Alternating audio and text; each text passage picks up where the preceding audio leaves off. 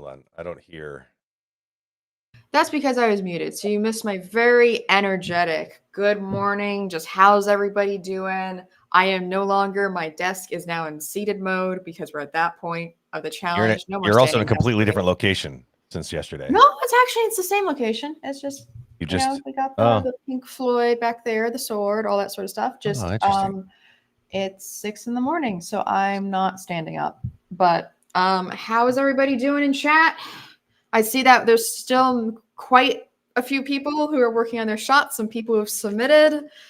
Anybody get some naps or some sleep? Let's see. How are you doing, Brent? I'm doing all right. Oh, I don't want to complain about being tired because I certainly wasn't up all night animating. People immediately just say, look at you, and they're like, I would have had a big target on my back. But yeah, my brain is not normally used to kind of streaming at this hour, so I will do my best to stay energized. So yeah, I'm very curious. How many submissions do we have at this point? I think so far, well, the deadline is going to be in a little less than 2 hours. We already have about 100 submissions. Okay. So we haven't hit the last minute. Actually, more than 100 now, because we had a little bit of trouble with people being able to log into the website. So and you have to log in to submit your assignment. We went over all that in the almost 24 hours ago. So for those people, we opened up a Google form if they really have to submit through there, just because we don't want people having to miss because of like a tech issue on our end. So more than 100 if we're counting those submissions as well, I'm pretty sure. So people are using the Google form. Do we know already anyways? Do we know that's because they were having a hard time, or they were nervous and they wanted to use a different method? We gave them like like 90% of people are submitting through the website. So I think people are following, instructions of, hey, only if you really have to, because we really want to feature your submissions on the website and link it to your accounts. So anyways, also, hi, David. I see you in chat. Is he in there? So we are back live. Brent, we are now going to be talking about something very, very, very cute with two very, very good artists. And those are the Zooies. Yes. Yeah. And it's fun because I have been, I saw these characters kind of in their very early conceptions, but a lot, like that was quite a while ago. So a lot has happened between now and then. So this is going to be really fun for me just to get caught up on all that amazing work that was done. So I'll be seeing some fresh progress here. That's, I'm sure, going to be quite amazing. So let's, get into it. Want to bring in the team? Yeah, let's do it. So we have with us Olivier Capi Desiree. Hey. Concept artist. What's up? For Zooies. Hello. How are you doing? Can you guys hear me? Yeah, we can hear you. Awesome. We don't see you. Oh, yeah. Yep. And then we also have Hanan Nunez, character animator on the Zooies. Hello. So these guys are going to be telling you everything about the Zooies. Many of you in chat might not even know what the Zooies are because they just released, I think, a week ago. So it's going to be really cool. Actually. 2 weeks. Hot off the press. You. So see you guys. I'll be in the background. Hi. See you later. By the way, I just for those who are paying attention to my confusion earlier, and David, who is in the chat, did point out why I was confused because Vincent's camera was apparently mirrored yesterday, and so I'm not losing my mind. That's the good news. The good news is I'm losing my mind. The bad news is that I wasn't astute enough to pick that up. I was also confused. Yeah. Yeah. Okay. Good. Thank you, Cappy. Good. Okay. So we have some pretty cool stuff to take a look at today. I love these kind of streams because it's very visual. These characters are absolutely adorable. And you've been working on it for quite some time. So why don't you give us a little bit of an intro, both of you, where possible? Like, tell us the conception of this project, why we're doing it, and also, just kind of how it all started would be probably. Yeah, I guess it's sad because I think it kind of started with me. It's a pretty crazy story. It's just one day, Gail, Jack, and David, they reached out to me through mail. And they just wanted to buy some of the creatures I had posted on mine. So I was doing some creature sketches and I used to post them on Instagram and stuff. And I wanted to buy these creatures. So we went on a call with Gail. And I think it went so well that the next week they came back to me and they started saying, okay, so what if we actually hire you? And instead of buying your stuff, you just like make new ones from scratch. Right. So yeah, I guess that's how it started. So we fast forwards like a few weeks, we started walking, and on the first day I do like a page of 30 creatures. Mm. I send them, and that's because probably the 30 creatures, you can easy crank And- those out in a day, right? Normal Yeah, people I do know that. it sounds like a lot, but I have I have a method to actually find ideas that are Okay. very consistent, and I can show you maybe sometime later, but yeah. Yeah, we're hoping to So- maybe do a little demo at the end here if we have Yeah. time, or you can show us the So- process as how But you were it's able not to it's kinda not get it's not too hard, but yeah, it's very consistent, and I just filled a page with 30 Right. creatures. Okay. I send them to the guys, and I actually did this as a test. I didn't Right. expect it to actually be green lighted. Yeah. So and I sent them to them, and then that's probably when you saw it. Like they showed this to the team. I there do was a remember vote. seeing it, yeah. But Yeah, what they so what was voted. what was the mandate? Like when you said you needed to fill out a sheet of 30 little characters, I can't remember really. Okay. Like because it was weird. They came to me. They said, "Okay, keep doing do what you do. Just Yeah. be you, Just- and we just- throw money at you, basically." So just, yeah, you just want that's to capture the lightning that is you and put it in a bottle. and that yeah. bottle I being don't a even know page. like how it started. I'm not gonna lie to you. At first, it felt like a scam. Yeah. Because at the Oh, time it was okay. So I need to clarify. It I was love during this. the time that This is getting awesome. NFTs became a big thing. So I was getting mails every day of people Yeah. trying Okay. to buy things as NFTs as a scam. Right. Yeah. Okay. So hold on. Maybe it might help for people who don't know who you are. Maybe we could just back up just a little bit to kind of provide Yeah. some context here, because this is not just some sort of random cold call here. Like this is kind of what you've been doing for this is you. This is it, like quite Yeah. literally. It's Agora wanted it's you my to. stuff, yeah. Yeah. So Exactly. like when Because I'm you've been bored, doing this kind of work for a while. yeah. So when I'm bored, I just like draw creatures and post them online. Basically, that's what I do. And sometimes they get popular. They get a little bit of buzz, and they end up on Yeah. Pinterest, and they Right. get shared. And that's Yes. I guess how they saw my work.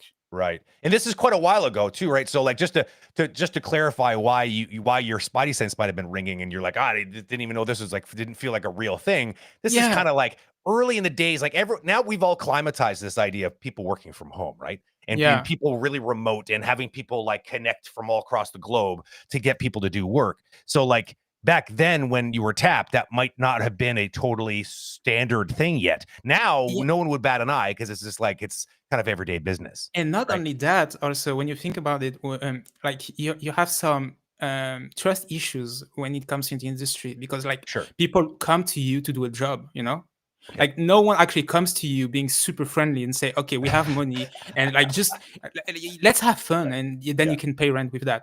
Okay. It never happens. It happens, so that's Yeah. why I was kind of skeptical, but I still took the bite because it was fun. And It's not also too good to be true, basically. yeah, Yeah.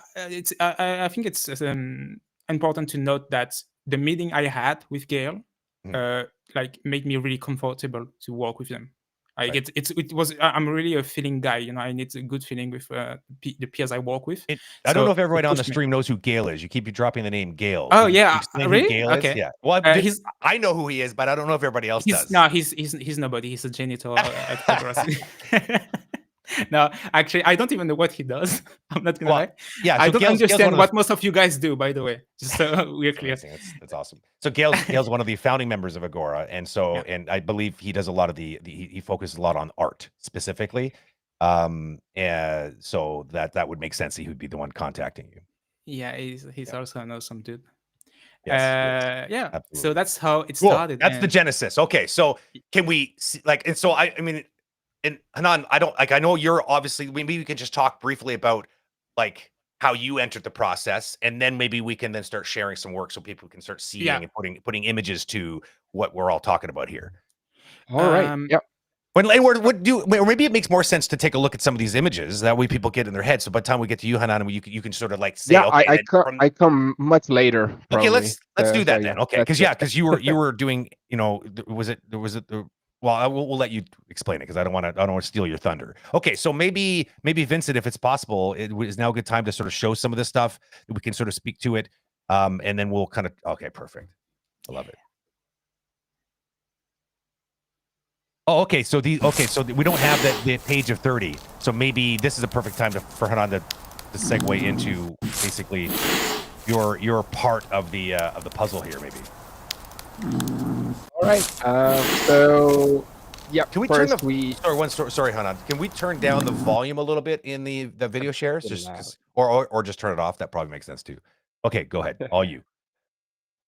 So we like I was just seeing all those Amazing 30 creature illustrations. Yeah. pages and then these characters started like get shape Yeah. in 3D form, Yes. and then we started animating it. Like Yeah. I was probably one of the first to start like trying to break rigs and stuff. And also Marco and Vincent, a bunch of other people. And I I I mean, what is there to say? Like they are super cute. They are So okay. super cute. So They they just to fill the blanks really quickly here. So obviously there's a big gap between what Cappy had done, like a page full of amazing illustrations, and then they had to get modeled, then they had to get rigged, and basically where you showed up and hit the scene is like can we breathe some life into these characters? And you were one of the many people on the team that were like first boots on the ground to animate these adorable characters. Yes. yes. Okay. And Just to clarify. and then like we started like developing these poses, and like these characters are super appealing, so it was very easy to find like very cute appealing idol poses and Right. whatnot. So we started building a library and started testing. We had this idea of from the beginning that we wanted to make it kind of I don't know how to say that, but like Discovery Channel Okay. type of stuff, like Yeah. where your point of view is that you're seeing these creatures from In the wild. in the wild, yeah. Yeah. And yeah, so we started doing that, and the style started to come very naturally too. Right. Like different animators were testing like more cartoony stuff, more realistic. So we were definitely it was a very fun process to find the style Right. and to start building like the whole team. So okay, so I have some questions. So the process of trying to to figure out the style and just the way that you wanted to characterize these characters was done in these little vignette style animations that were kind of meant to feel like a small brief moment in the life of a little creature like this. It's very documentary style. Like here we see a Zoomy in the wild, getting ready to Maybe I fall can asleep add after a big something. meal. Yeah, go ahead. Maybe Add as much context as possible. Because the whole discovery thing was a joke. Okay. So yeah. Just so when I was mandated to work on this, I was just tasked to do creature designs, and like we were just going to model them, and then we didn't really know. That's what I guess they didn't really know what they were going for, and because I like to role play sometimes, like I like to imagine I was a kind of a biologist, like doing some research, and I started pitching them like I was making some discoveries, and I started framing them with like some logos, some Discovery Channel logos, Agora Discovery and stuff like that. And yeah, so they started saying, "Oh, we like the idea. Maybe we can start doing actual discoveries." And yeah, so I guess that's how it's translated later into what's becoming what they call the mockumentary. Right. It's funny that it started as a joke. It's like if this is the discovery process, then why don't we treat it like the Discovery Channel? So what was so if that was the discovery kind of like the phase of just trying to figure out these little characters, what was sort of the end goal? Like what were we, what was the purpose of this assignment? Was it just for the simple sake of doing something adorable and branding a bunch of characters and getting them out there just for people to enjoy?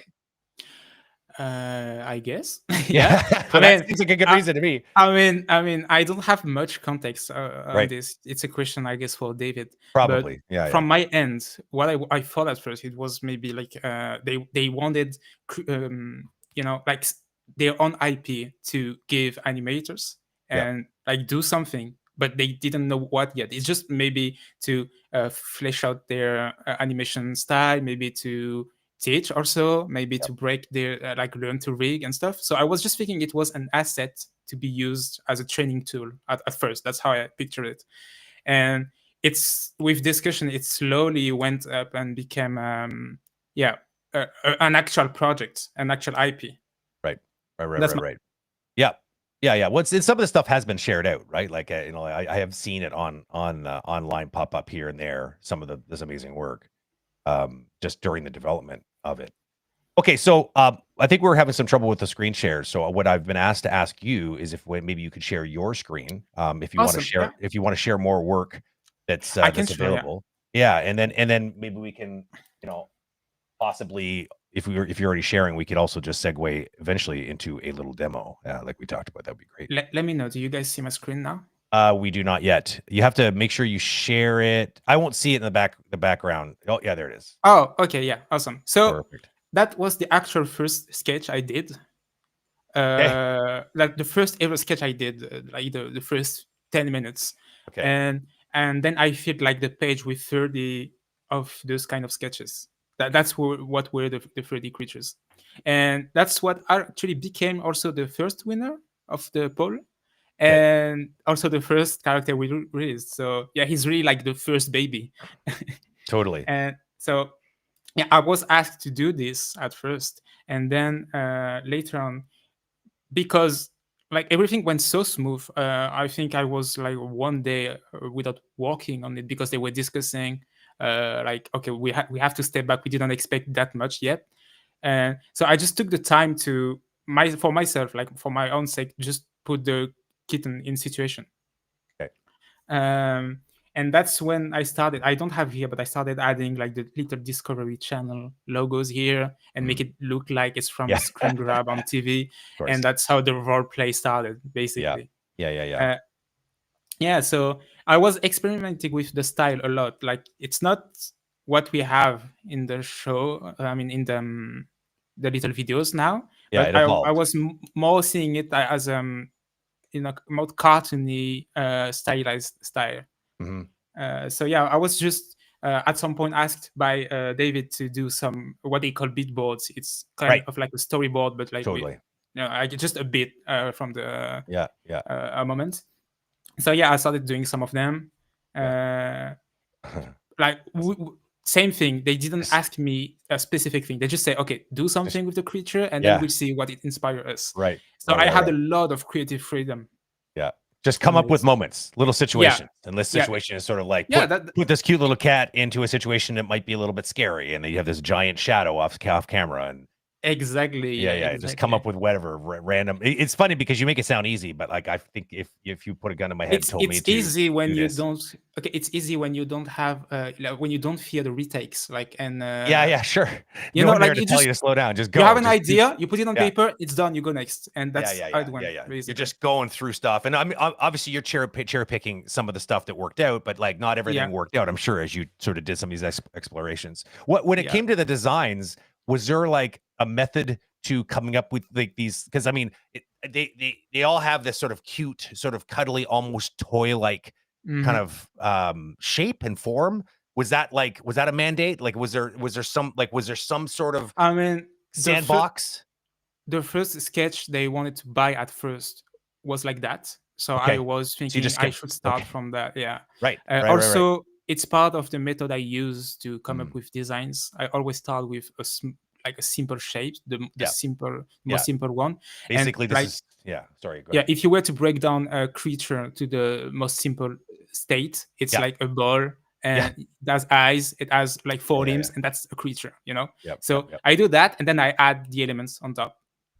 I was also tasked to do some attitudes, some posing for the creature, just for like to give rigging, to try some to break the rig, to try some poses and stuff. So there was a bunch of them where I was just like experimenting with the little cat. And all the other characters, by the way, that are not released, but this one specifically was my favorite. So yeah, a bunch of. Tell us about this little symbol on his forehead. I can come back to this when I do the demo, if you want. Yeah, sure. And why I make these choices. So mysterious. I love a mystery. I'll wait for it. This one is one of my favorite. That's amazing. Yeah, I was So really good. trying to feel like it's an actual Discovery Channel screen grab, and I love the segments where you have these hidden night cams. That's right. Yes, and of course, let us not forget the small little detail of it feeling like infrared camera, right? Where it's like just very high contrast, black and white. That's so funny. You even have the actual date and the actual time I did this. That's fun. So yeah, in retrospective, it was like 3 years ago now. Crazy. That Yeah, is and sometimes I would also do some quick storyboards, but like just to pitch an idea. Yeah. And yeah, so basically that's it for the little cat. Very cool. That's how much of visual development I was doing for a single creature. Right. And just I missed this little detail backstage. Hanan, did you have some animation stuff that you wanted to show on the stream too that you could share, or is it we have to get Vincent to share that? Oh, we do have. Can you hear me? yeah, we can hear you. Yes. Let me just. Yeah, I think the idea was to try, but if not, then I think we can fall back. All right. Yeah, I'll remember- try to share my screen. Sure. That way you could drive. It'll probably feel a bit more natural. Yeah, Cappy, I'm a big fan of yours, and I love the just the personality you put into your work is just like like it seems like it's such a subtle, like it seems like an obvious idea now, this cute little moment of looking into like a hidden camera in the forest.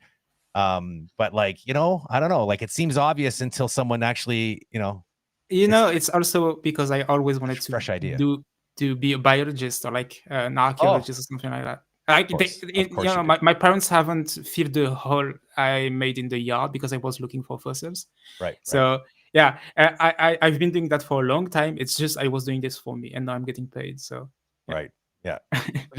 Do you mind? So a fun fact while we try to get this. Oh, never. I'll come back to it later when you're doing. Yes. I have a question for you. All right. So you're driving now, Hanan? Yeah. Perfection. Okay. Walk us through this.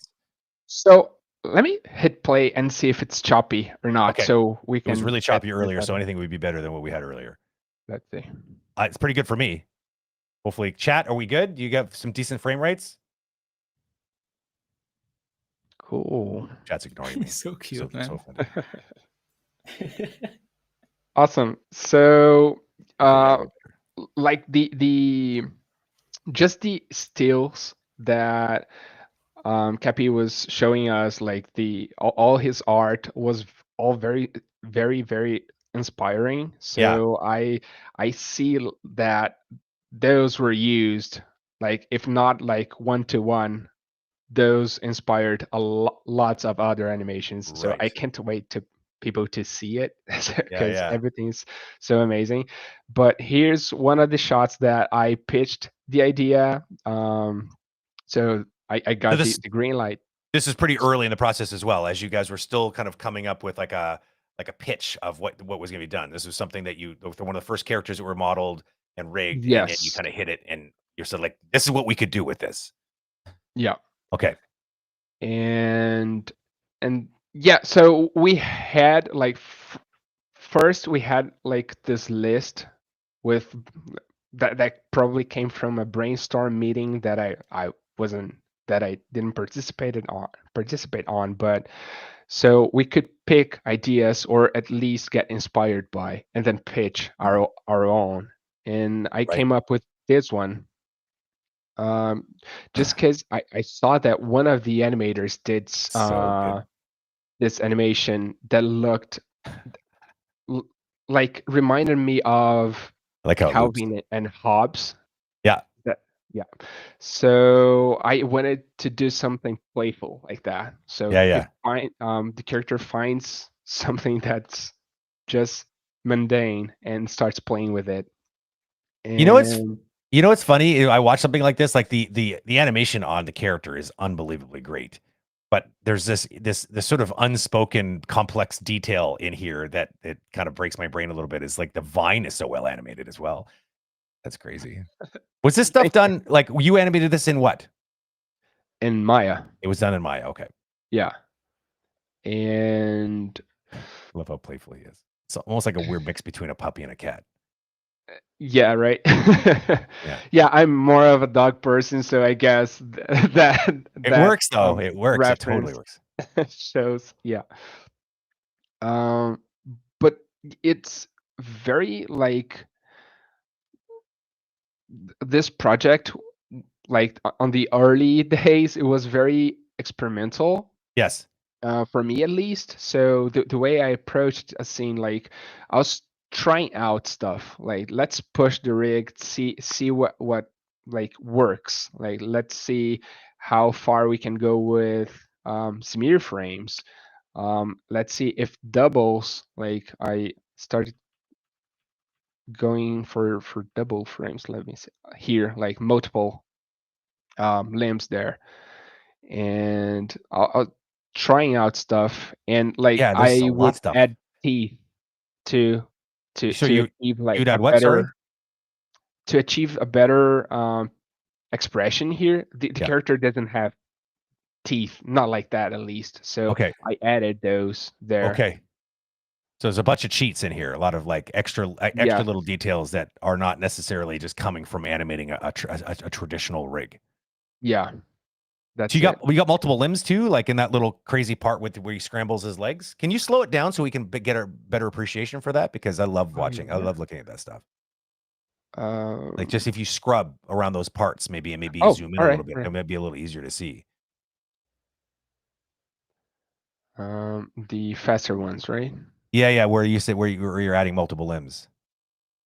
Oh yeah, I saw a few there. Around here. Oh yeah, I see them. I see them. So were the rigs done in a way that you could make visible a couple extra limbs and have them Um, show up, or did you have to like what? Talk N- us through that. No, it was me Okay, just selecting you the hacking it. geometry and and Okay, okay, okay, duplicating okay. it. Well, were Um, there? I would imagine there were some pretty big challenges to animate a character that was like so like squat, like so like very round with relatively like short legs compared to its body size. yeah, yeah. So like what I'd love to know like how you inspired yourself and how you figured out the body mechanics for something like this. Like what was the thought process there? So yeah, that's interesting. That's a good question because it's definitely like I struggle Okay. when you The start like process with was this struggling. character.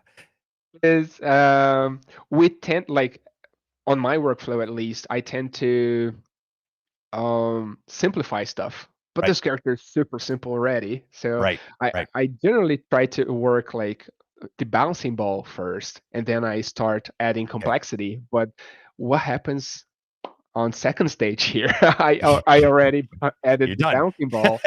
Yeah, that's Done. funny.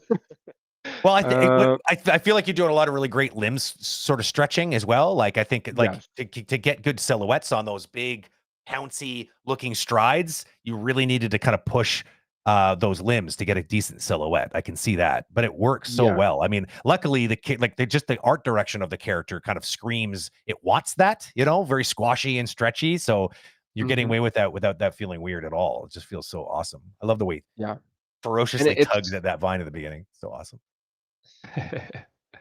and it's like the accomplishment of another team members that came before me and like realized, well, stretching the pause here work nice when he's Yeah. striding. Then I just started incorporating stuff that I watched before and knew it worked. Cool. And yeah. I'm getting pinged by backstage here that they were asking if we could go back to I think that was it the TikTok videos. Do you have access to that? Yes. They said, can we go back to it, but have you drive? I think was what I was asked. Is it I possible? drive the sync sketch. The sorry, Hold on, it the says I'm being asked TikTok. to yeah. Could we go back to the TikTok again, but have Yeah, because you an have a on-screen better share? frame rate. Yeah, that's right. Oh, So like I think all because we right, tried to I'll show do it it. earlier, but the frame rate was really bad. So we're assuming that your connection is going to do a better job at doing that. And we want to make sure people get a good look at these awesome animations because before they were a bit of a slideshow. All right.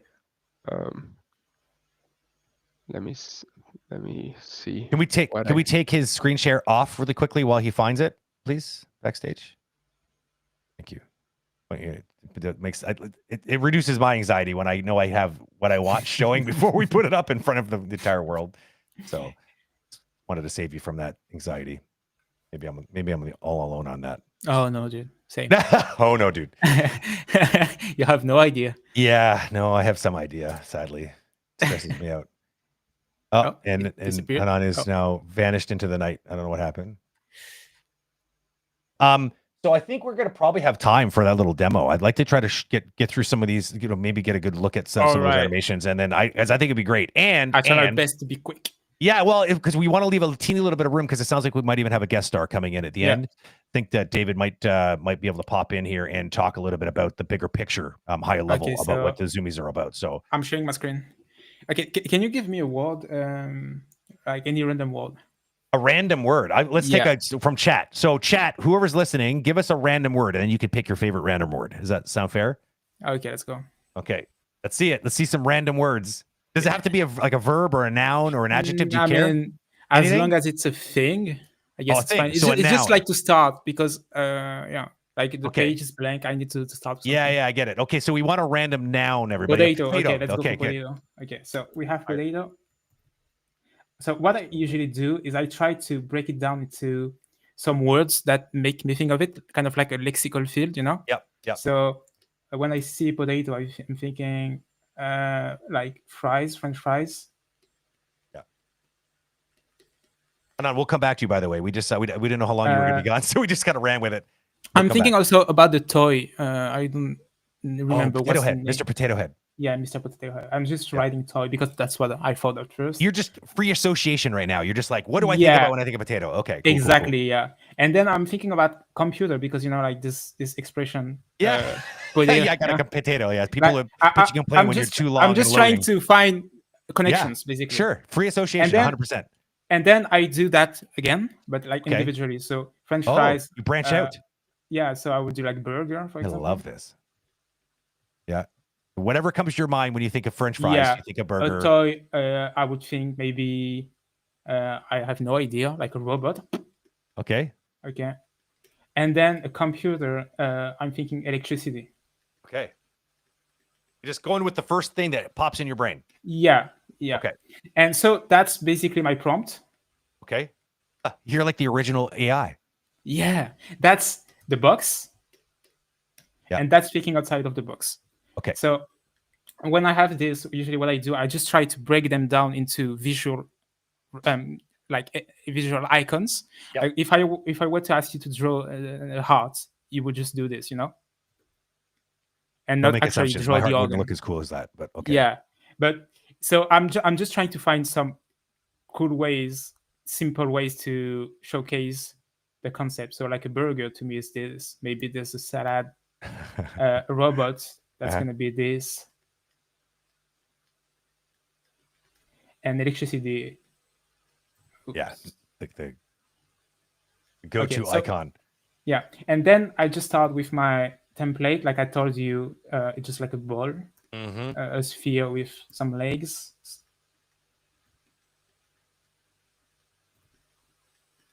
And I give him eyes. And that's a creature. That's like the most basic creature I can think of. Yep. I'm just going to double down here. And then I just try to translate without thinking some of these elements here. Right. Like the visual elements. For example, this, I don't know. All right. Oh, man. Got a lightning bolt tail. Okay, I'm doing Pikachu now. Exactly. We don't have any issues with that. Like, the little antenna here. Like the salad like this, I could maybe have, give him some season seeds. Oh my god, that's so amazing! And once I have this, I can just remove my brainstorming and just stop thinking about all of that and just start redrawing this. Right, like finding shapes and forms that are a bit cleaner, and like you're translating it into something. Yeah, that and makes sense now better. It's all about execution. Yeah. It's like taking a kid's drawing and then turning it into a real drawing, basically. Yeah. I love watching that stuff, by the way.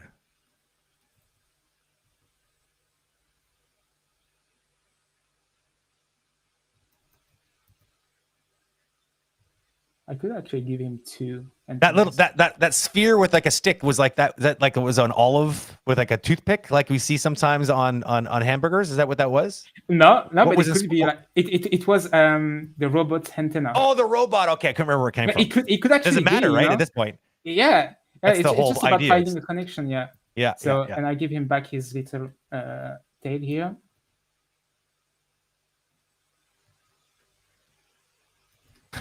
It's fine if like you lose some of this connection because no one's gonna know about this.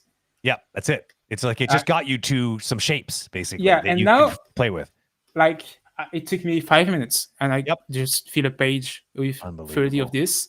And for same thing for the colors, like I could do the same process and just find some colors. Okay, so French fries, yellow, you know, burger, it could be beige or something like that. Like I just go with the flow basically, and Yes. then from that I can expand because it's easier when you start with this. Like Okay. if I were to ask you what was the first word that spawned the kitten, what would you guess? Oh man, looking at the kitten.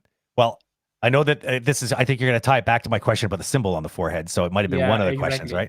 So let me I've been draw paying this. attention. I Let me understand draw the him assignment. again.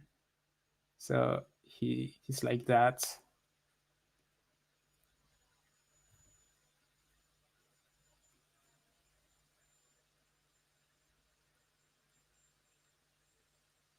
It's something like that, right? Yeah. So the first word was Interesting. crocodile, Okay. and Interesting. I went Nile, like the river. Yes. I went. How did it go? It's again? amazing that So- you remember this. Yeah, I went Pharaoh. How do you pronounce this? Pharaoh.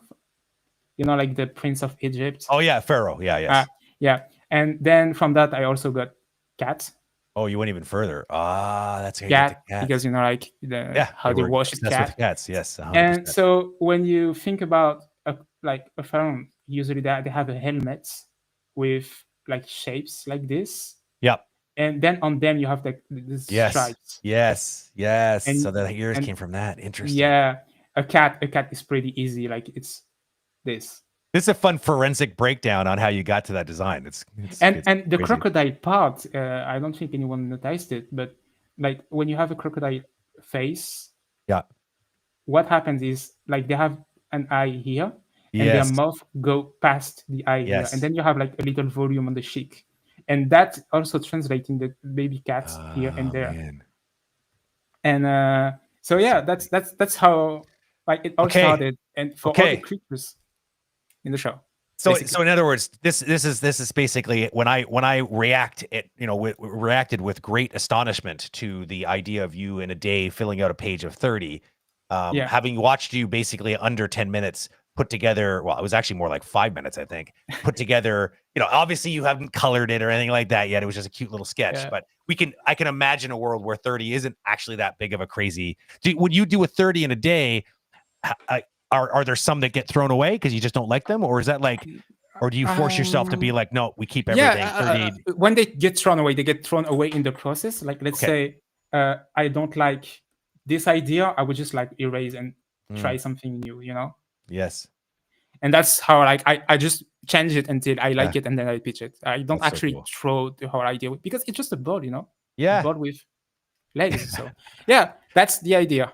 Very cool. I'm sure the chat really appreciated sort of peering into your mad genius brain and just to see how you're coming up with this stuff. I certainly you. did. I think it's so simple, the process, and you make it look way easier than it probably is, I'm sure, because you're obviously quite the draftsman. So you're able to like take an idea and just kind of put it together really quickly. But I find that often everyone can take the time to learn how to draw.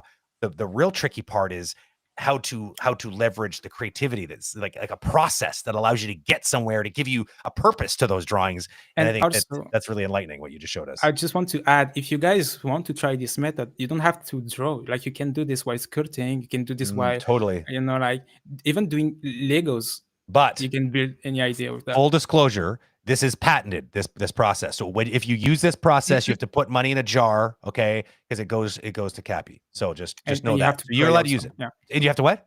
you have to pray. But basically what you were saying. Yeah, that's all good. So thank you for that. Hanan, now that you, you're guys. back, did we solve the screen share situation so you can show some of those animations? I'll try to share Amazing. Let's give it I'll a shot. try to share TikTok, right? Is that Yeah, that's why I think they wanted to at least see the videos that were on TikTok that were being attempted to be shared earlier. I think all right? that was the plan. So I started sharing. Yeah. So how's That's it? way better. Yeah. Way better. It was a slideshow Cool. before, and it's like there's so much detail in these animations. It was sort of sad to not be able to appreciate it. You guys have to imagine my shock because like I did the sketches. Yes. 2 years, we fast forward, we come back to this, and I'm like, what? Wait, it's actually a thing, like Yeah. it's fully rendered. It looks like a movie. It's beautiful Totally. background, like it's some effects and stuff. And I'm capturing always amazed. Yeah, and very doing a really good job capturing the energy and the personality that were in those original drawings. Like it's very clear that the animators really took that to heart and were super inspired by it. So that must have also feel very, very good. Amazing, dude. I love it. Yeah, and the loop so satisfying. So satisfying. It did everything you guys do, because I think they were all kind of designed to be able to go out on social media. And so, like, even that first test you showed Hanan earlier with the vine, it looped as well, which I thought was super impressive. So it's like, was that a thing that everything that was going to be animated, it should feel like a loop? Not always. No? Okay. Like from the start, we wanted things to be short and concise. So, but yeah, then some people started making loop, and it worked, and it was very satisfying. Right. So when possible, you guys basically made it loop, but it wasn't. Yeah. So not always, but yeah, a bunch of them loop for sure. Yeah. Can you see the other tab here? Yeah, let's take a look at this one. We can see it.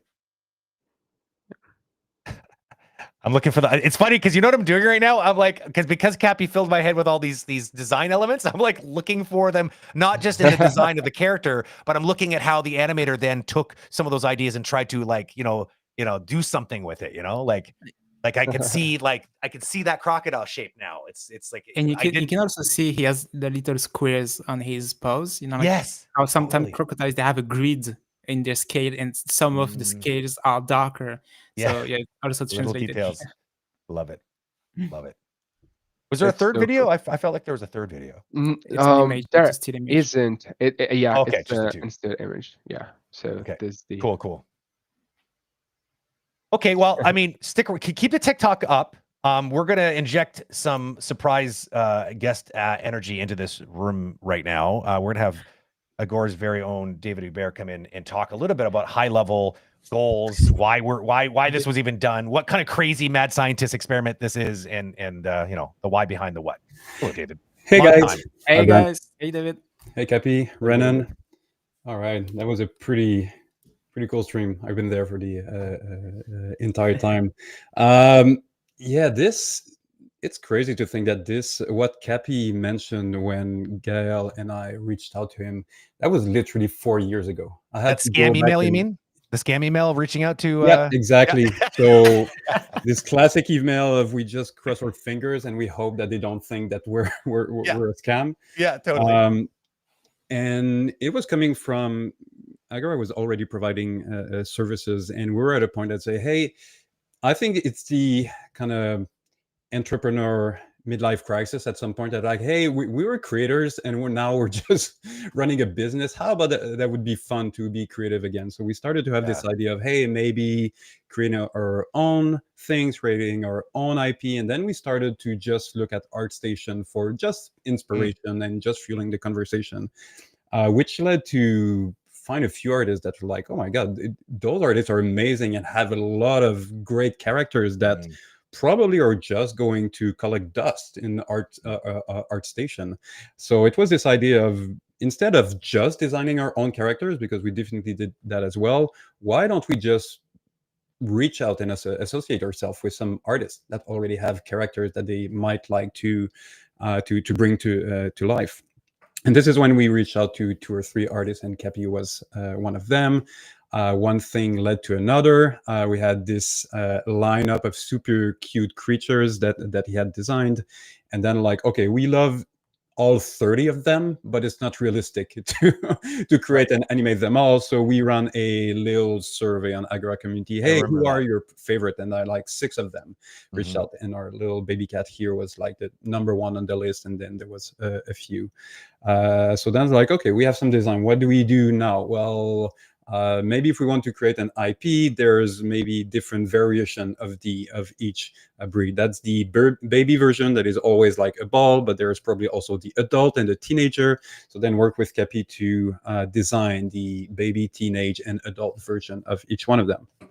And then like, okay, well, might as well now let's create them in CG. And it was also a way for us, because the team started to grow, which may mean that we had some people in between production. It's like, oh, well, if we have those designs on the sides, and hence why it took 4 years, as soon as someone that is qualified to do the modeling or do the texturing or do the fur or do the rigging, let's get them started. So they started to be created over time, and then eventually we had those rigs. So like, okay, well, now let's animate them. So again, when we had some animators in between project, they started to test those. And one thing, and we always kept it super organic, like even for animators, there was not like clear like storyboards or idea. It was literally like, hey, if you have an inspiration, just do something. If you're completely uninspired, here's a list of like 50 bullet points of random ideas, but otherwise just go crazy and do whatever you want. And sometimes the results were amazing, and we ended up with a total, I think today we have way more than 100 animation total that are done with those, with those creatures. So then it was like, okay, well, might as well render them. So then came the time, okay, what is the environment? What is this? And so, oh shit, we don't have a rendering pipeline. So let's build a rendering pipeline to be able to do all of those. So that was basically an excuse to just be able to, over 4 years, go from, let's think of an original idea, to have a full production pipeline to be able to release those episodes on a weekly basis. Coming back to the distribution strategy, because it was also something that we knew that, you know, the short form on social media that will be consumed on phone, this is probably where we should go to maximize distribution. But at the same time, we don't even have the bandwidth to do a full short film. So if we just do short animation, we'll be able to release them more rapidly. So this is where the short format ended up being favored, even if Renan already participated with Marco Foglia. Both of them animated like almost a full short, I think, well, super short, like maybe 1.5 minutes. I don't think it's completed, but definitely it will be eventually, and it will be released. But we're just starting. Let's start 10-15 seconds clip. Let's go on vertical format. And then, yes, there's some of those animations I was like, hey, that's loopable.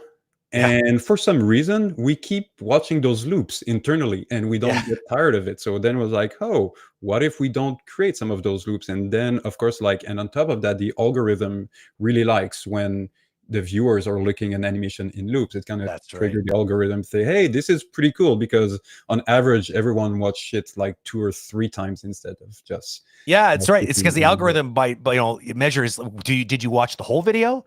Or just a part of it. And in this case, people, if they detect there might be a loop there, they might actually watch that one little video clip 5-6 times, which probably make the algorithm go crazy. I never thought of it like that. Yeah, that's interesting. So it was, again, another happy accident. And at that, when we realized that we had maybe at least 40 animation that was already done. So then we did the exercise of, okay, 2 things.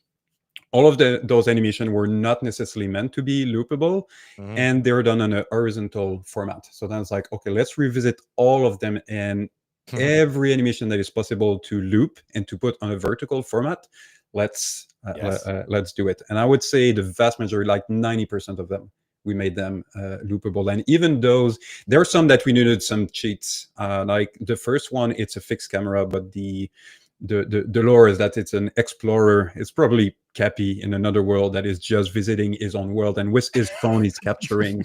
So there's a lot of handheld phone that are going to film. So sometimes we just cleverly focus, oh, a butterfly, oh, and then we come back and it's the cat that is coming back. Right. So it kind of creates a seamless kind of loop. create a And wipe for the loop. yeah, and even in VFX, we had to thought about it. If baby cat is falling in the snow, that creates a little path in the snow. So the path needs to be there ahead of time if you don't want it to disappear and reappear, or it's going to end up being just out of screen. So when you come back, it's not there and it's had. So we had to a lot of little tricks. And even the simplest details, if you look there, it's looping seamlessly, but even the snow is looping seamlessly. Yeah, so you can I was imagine with looking for that. simulation, Yeah. and That's so don't want to spoil too much, but eventually there's water in there. So all the ripple has to loop as you come back into this 10 seconds. So it was a lot of very fun, creative decisions that we had to make along the way to make it work. Was it all put out on TikTok, or were there other platforms that it went out on? TikTok, Instagram, and YouTube Shorts. Okay, right. Anything that had the vertical format. Yes, exactly. And I would say right now, at first we thought it would work. And again, we just started. This is literally the second clip that's been released. So we already have a lineup for 2 years of release if we keep on a weekly basis. And we're already working with Cappy to create kind of extra additional content to increase the release. The release date. So what kind of numbers are we seeing then? I assume they're pretty good, considering if you were like, oh man, it's really doing well, this loopable format. I assume that it's getting some decent eyeballs. Like I would say what on YouTube and on Instagram it's doing as we expected it would do. So that's great. But on TikTok it completely exploded, which is not what we expected. The second clip is, I think, today at like 1.6 million, not even after a week. That's so cool. Which grew our TikTok account from no one to 15. I didn't check the numbers, probably we have them here, but like above 15. There was 600, 170,000 like, which is a crazy high number. That's a really if you compare to the amount of views. Yeah. So yeah, for some reason the algorithm got totally triggered very rapidly. Not the first day, but on the second morning, it's Thibaut, our producer, say, "Hey, look at the numbers. We went from 30,000 to 38 super rapidly," and we're like, "Oh my god, 38,000! That's crazy." Yeah. But then it just started to get to a point that when we were refreshing, it was like 1,000 per minute. Oh man, that's exciting. So that was like okay, that's definitely not going to happen every time. Let's not set our crazy expectation, but it just says that okay, there's something in the formula that we've created that is working. Which I'm sure inspires some confidence, considering you had like this roadmap of rolling out more of these. So it'll be very interesting to see which ones do better than others. Yeah, and, I mean, just like Dragana's presentation was super interesting yesterday. It's really about you release them, you look at the metric, and you see what is working and what. So we thought that we would have to tweaks like from the thumbnail to the moment that we release it to the description to this and maybe. So seeing that the second one worked this well, we're definitely going to look at, okay, and especially if others are not working as well, say, okay, what made this one stand out more specifically? And already something that Dragana mentioned yesterday that was already in our radar, you need to attract attention within 3 seconds. And this one is working well because right away you see it and there's something. But we have other loop that, let's say the baby cat might be sleeping for 5 seconds and it used to start like this. So now we're just going to move the loop so the animation actually starts from the moment that he's waking up, and then it's going to end with the sleep, which is not the logical choices from narrative standpoint, but is probably going to work much better for people that are just scrolling rapidly. Totally. Yeah. I like this other side benefit that you mentioned, this and I think this is really notable for people who are also maybe aspiring to make a little short film or something like that. It's just, like you already kind of indicated that Agora, because when Agora started, you guys were focusing mostly on animation services, right? Yeah. And the goal was eventually, why don't we grow that out to, or why don't you guys grow that out to the point where you tackle just about anything, and fast forward to releasing your first short film, Transfer, putting it out there in the short film market, like these little projects, and just going forward and just doing it. forced your hand to just fill those gaps, basically. Like we need a pipeline to do a thing, because if we want to do these other things, and so I love this idea of it's such a contained, very scalable project that really led to unlocking much bigger, more complicated projects as well, which is fun. Yeah, and that's something I discussed a lot with Harren and Jalil as well from Steamroller, because they're in a very similar situation. They just went completely all in. Let's do a 20 minutes high quality short film, and we're like, hey, let's start with 10 seconds loop. But it's the same mindset that, well, first we do, our primary business is to offer services. So when we show this to current or upcoming client, the first reaction is like, you guys don't just do animation? I'm like, no, we actually do a lot of other things now. So it's a very great calling card, let's say.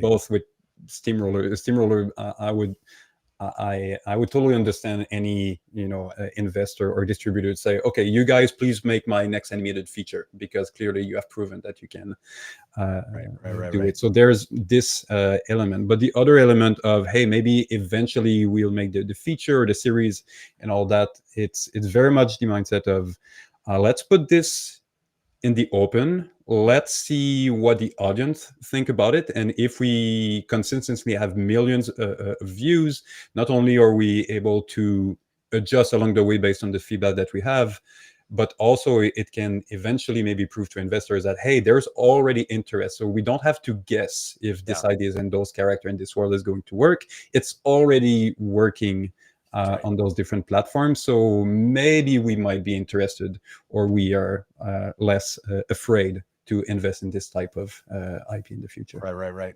Do you remember, like, going back in time and looking at some of these first tests that Cappy was doing, like the designs, and then Hanan kind of taking a first crack at the animation? Like what were your initial reactions when you saw these things come to life? I was a Renan, and I mean, we had so many great animators, but Renan was definitely among the first animation that, like, oh my god, this is so appealing, this is so cute. So it was really pinching ourselves, that being convinced that it's going to work, but at the same time being convinced that we don't know this world completely. So maybe it's amazing for us, but the rest of the world won't really care. So it's easy to inverse engineer after that. Yes, of course, we did those 12 things very well. So this is why it's working. But again, it's a science that we don't know yet. It completely exploded on TikTok. It did almost nothing on YouTube. On YouTube, like, our first clip was way more popular than this one. So it's like, okay, so just learning how each platform are working. It's really the beginning of our journey. But we know that for sure at this point we're going to release one of those every week, at least for 2 years period of time. Oh, that's exciting. And then we're going to work on additional content as we. Well, stay tuned, everybody. So it must at least feel very vindicating that you felt like you had some magic here early on. Like this, like you said, the project started 4 friggin' years ago. And so to get to the point now where you're able to start putting this stuff out and seeing that it is resonating with people, must feel pretty awesome for all three of you. So, and all the other, obviously there's a lot of people who are not on the stream right now who contribute to this. But so, like, I'm sure it's a giant group effort that, and I hope everyone is very proud. Okay. Well, I mean, thank you, David, for popping in. That's very cool. That was a nice little surprise. I didn't know that was going to happen. So that's great. We should probably wrap things up, because I know that Vincent wanted to come in and sort of put the fear of God in everybody with the approaching deadline. And so I'm going to basically let her do that. So thank you very much. Hanan, I always want to call you Cappy, because Cappy is just like, it's in my brain. So it's also easier. So that's fair. And David, thank you all for being on the show. Actually, I'll stay here because I'm hosting the next one right after. So look at that. Perfect segue. So convenient. Wow. Okay, well then I guess we have to give Cappy and Hanan the boots then. Thank you both. Bye, Thank you, guys. Have a nice one. Bye.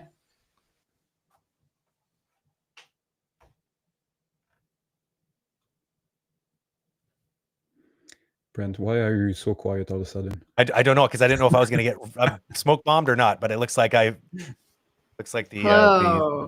wizard behind the curtain has decided to keep me in here. Hello. We have Any wizards behind the curtain? Okay, give me a So second. many I need to wizards. put the bod. You should all be Chat on wearing. Well, you Discord. have a bright Huh? yellow hat. That's kind of like a wizard hat. Yeah, it's got the call it a Agora wizard logo, hat. and I got my Agora shirt on. Good You branding. do. But yeah, that was a super cool conversation. We've seen the Zoomies be developed for multiple years within Agora, and everybody's super excited to actually see it out in the wild now. Yeah, totally. So before we go into the next segment, this is just a reminder for everybody watching that we now officially have 1 hour until the final deadline for the 24-hour Ultimate Anime Challenge. After that deadline hits, nothing will be accepted, no exceptions. It is possible that we are having some issues on the website where people can't log in sometimes with Gmail or their native email address.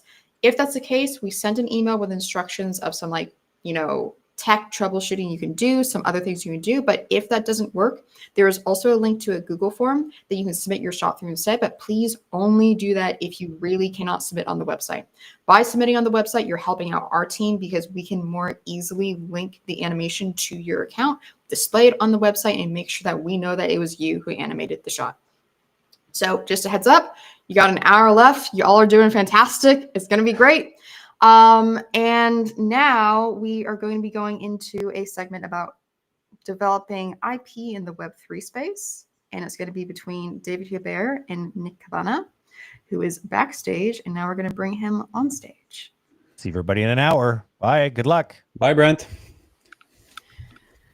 All right. Are we live? Nick, see you again. And we are live. Are you ready for this? Let's go. I saw you it feels like yesterday, but I yeah, know. I was super stoked to be here. I know the feeling of doing 24-hour kind of sprints. It's so funny. I was telling Vince when I was at Animation Mentor, and it was usually my fault, but every time we had to submit something, I think it was on Sundays, I would do a 24-hour session every single time. So I feel for everybody that's doing that right now. Yeah, I remember having done many of those as well, where you just bring the coffee pot nearby and you just drive on pure motivation and caffeine until you crash. So pretty good. So well done to everyone that are still there. You still have an hour to go. So make the best of it. All right, Nick. So let's get this started. There's a lot that is changing nowadays in the industry, both on the investment side of thing, production, distribution. I personally, this is an industry I've been in for 25 years, and I've seen a lot of evolution over 25 years. But I would say this level of rapid change that we have right now is something, and let's say in the past, 2-3 years, is something I've never seen before. So there's 3 topics that I'd like us to cover. First of all, of course, IP creation in 2025. Also the Web3 NFT space and how this might impact, how it might change the game. And if we have time a little bit towards the end, talk a little bit about AI and how that's also going to impact content creation. So before we dive into it, for those that do not know who Nick Cabana is, give us your 2 minutes elevator pitch. So, and let's start as when young Nick Cabana thought about CG animation, and just stop before the Clinosaur era of your career. Oh man, Dave, it's the worst part every time. I think it's when every artist treads. And I'm gonna try to be faster in the whole presentation too. I saw Jorge yesterday. He just murked through his. It was insane. I don't know how many slides he had. Oh man, Nick. So I saw Jurassic Park when I was about 6, and that changed everything for me. I was always I loved being transported in different worlds when I was watching movies. Really influential movies for me was definitely Jurassic Park. I got addicted to dinosaurs, but things like 5-0 Goes West, Littlefoot, a lot of kind of epic scale movies, even Jaws, which made me terrified of swimming anywhere because I was so young. But I was super into movies, and I knew I wanted to do something involved with storytelling, movies. And at the time, I always thought I wanted to be a director. For the longest time, I grew up I was the kid that was always drawing in class. I was doing like little flip books, on like inside the math books and things like that. I was terrible at math, which I'm sure most of us in this industry are. That's why we go to film school. And eventually, I did apply to at university. I applied to like production or to the film school. It was at Concordia, and they only took like I think at the time they were only taking like 16 to 20 students. And it was like a Hail Mary. It's like the only thing I applied to because I wanted to be a director. But I only had drawings and I had After Effects stuff from things I was doing on the side by watching YouTube videos. If anybody remembers like Video Copilot, I was like super into that. But my portfolio was not the right one for film production, which is like live action filmmaking. So I got rejected naturally from a really exclusive program, and it was like my only plan. And so I get a rejection, and eventually I get a message back from them like, hey, why don't you try animation? Like we have another exclusive program, it's the animation program. Your portfolio is perfect. So like, okay, why not? So I gave it a shot. And it's funny because it's kind of like, of course I knew what animation was. I was already doing flip books, but I never really thought about it until the first day when I go there, and you've got like the year 2 and year 3 students. They're all like on their light box tables doing like flipping. It was like old school traditional animation. It's basically like what Disney was doing. And I was like, oh my God, like I think I could do this. I could totally do this. So I did that. I did about 2 years in university until I, spoiler alert, dropped out to do Animation Mentor because I felt that in university it was a little bit too experimental. And it wasn't really a training program for, I wanted to do like Pixar and DreamWorks. Like that's what I wanted to do, like character animation. And so eventually I did Animation Mentor. It changed everything for me. My first gig was at Sony Animation. And then also ImageWorks. So basically, at the start of my career, got pretty fast into the visual effects side of things and creature work, which made sense because I was like so into like Jurassic Park, right? And then from that point on, I just kind of got deep into VFX animation. So went back home when MPC started. Rest in peace. And we were like one of the first like 20 people there, like not just 20 animators, like 20 like people at the company in Montreal, which like 2 years later it was like a 2,000 person company. But I basically focused on a lot of creature work. That was my passion. Eventually, I became an animation supervisor. So my first experience supervising was at Rodeo, which if anybody knows, Rodeo is a native Quebec company, but incredible boutique studio. Not boutique anymore. At the time, it was. And I got to supervise Game of Thrones. I was like a super Game of Thrones nerd and fan. I loved the TV show, and it's really what kind of hooked me to go work there. And it was an amazing experience. And then after that, I worked on a slew of projects, like things like Paddington 2, the Fantastic Beasts franchise. I've worked on, I've led teams on things like Suicide Squad, so we got an Annie nomination for that. I worked on Jurassic World, which that was like such a huge moment for That was me. the I made it moment. Yeah, I was such a nerd. Like I remember like going on the airplane on the way to Vancouver to go help. It was at Image Engine, so it was like Image Engine and ILM was working together, and I knew I was going to be on Team Raptors, and I was so pumped. And it's so cheesy, but I was like blasting the original song like in my headphones on the airplane there. And now I think about it, I'm like, oh, cheesy. But at the time, I remember like, the first time you open your Maya scene and you have a raptor in there, and it's like an official Jurassic Park raptor. And the first thing I do naturally is like grab the jaw of the rig and I just open it really quick, as most animators would do. And then, in my career, I've also worked with, usually with like buddies, on things like music videos. So I worked with Kate Tronada. We got a bunch of awards for that. If anybody remembers, it's the music video where he dances like with a robot. All of that was done in Montreal, like super guerrilla style. And yeah, and then eventually COVID hit, and I was already reaching a point in my career where I was like, man, something feels weird in the industry, and something feels like, we were having a lot of chats as we do, and I know that you have as well with your team. It's like, streaming is here. It feels like we're in like a weird implosion moment. They're taking less and less risk on fresh content. And COVID made me very introspective. And and at the time, I kind of got into I was very kind of curious on new technologies, and I'm just a curious personality, and I started to explore things like Web3, specifically digital collectibles and NFTs. I was less into like the whole like crypto and blockchain thing, and I was more into just the act of like collecting things digitally.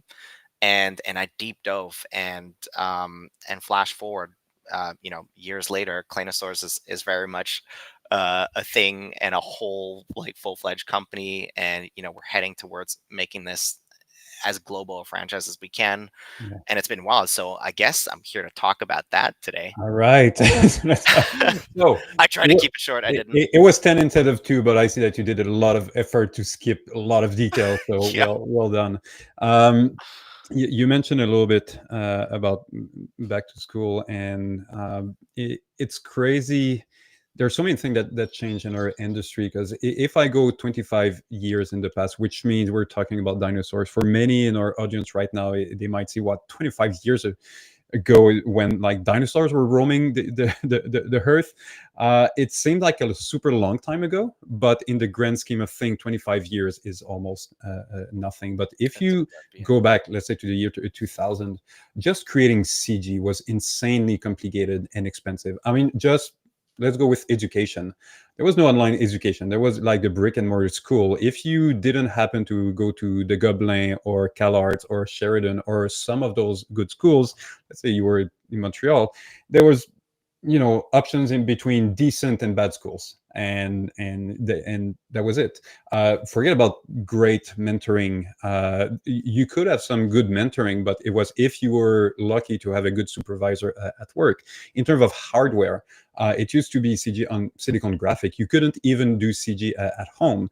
Forget about the software. They were super difficult to get, rendering and all that. And in terms of distribution, you had the cinema, you had the DVD, the TV, eventually the streaming, but there was always those gatekeepers, that there was no way that you could just yourself really show your work to the world. So you fast forward to today, CG became, let's say, quote unquote, easier than ever. I mean, in terms of education, there's plenty of great, affordable online education resource out there. In terms of mentoring, that's the same thing. You can find a good mentor online for fairly affordable prices. The hardware, literally, you can do CG on a laptop. There's now free software like Blender.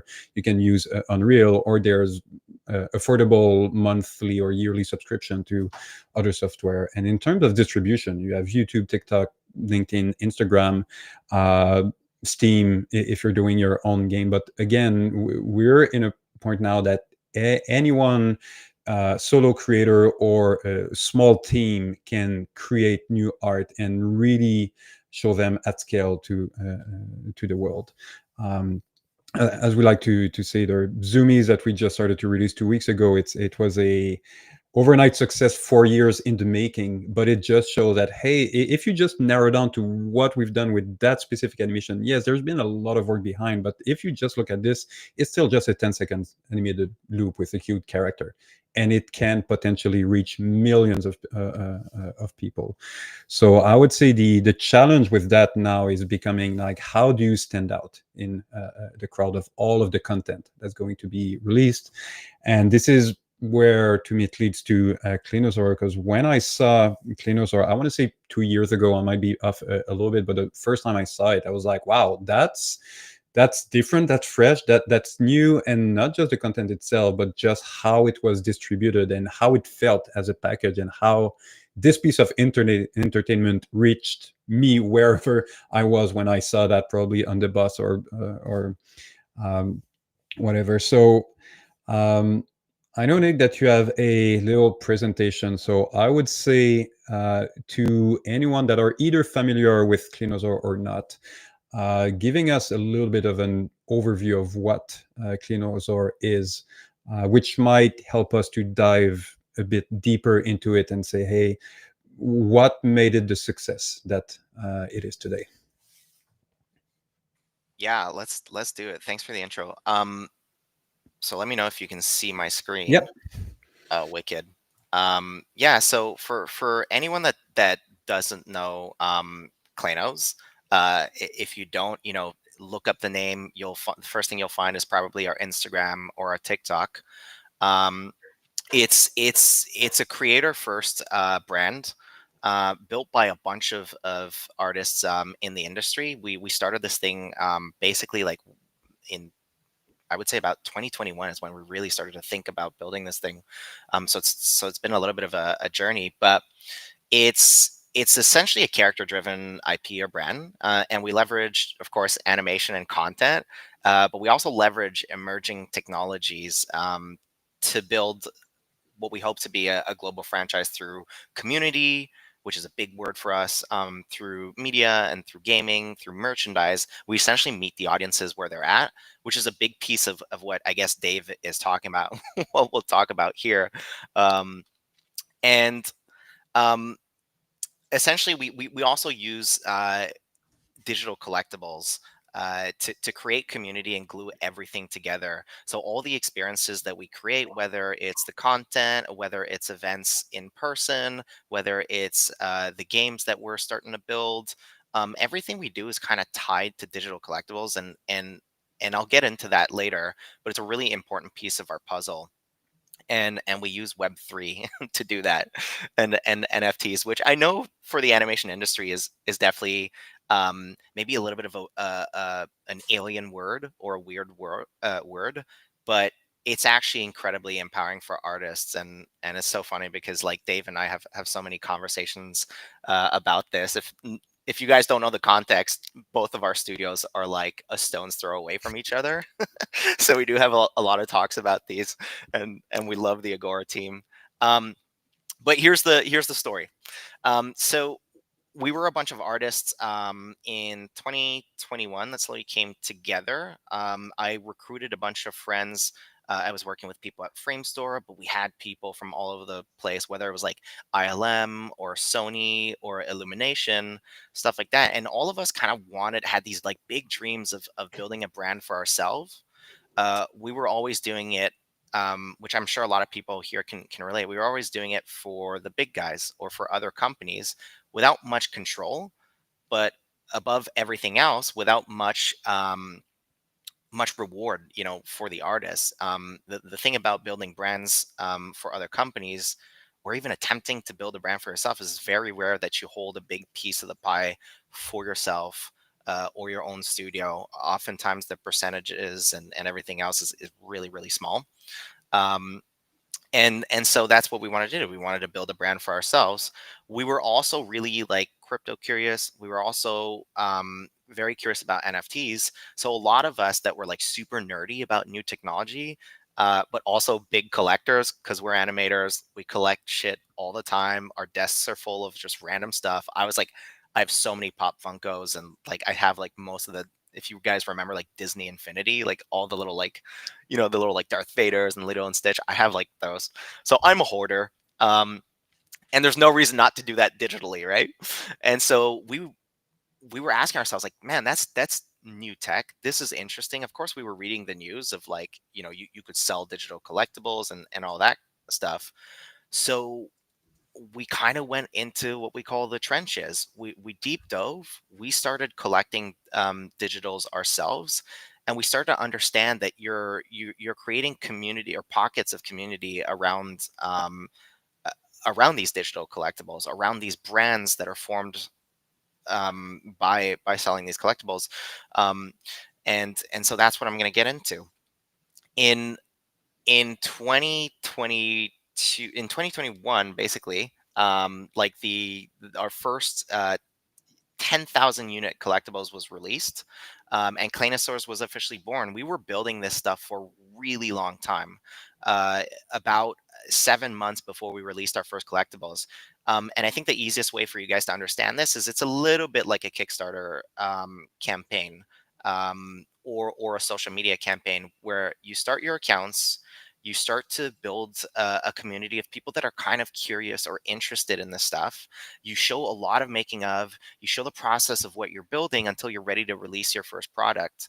And what's really cool is when you sell your first digital collectibles as an artist, or as a company, or whatever, you can monetize your early development cycle, which means that you're selling the digital collectibles, which are essentially just the characters, but you don't have to have like the whole world built. You don't have to have a huge short film or a whole pilot episode built out, right? To start actually, making money, and then you can use that money to allocate resources to the right things to grow the brand. So social media, building products, building games, all that kind of stuff.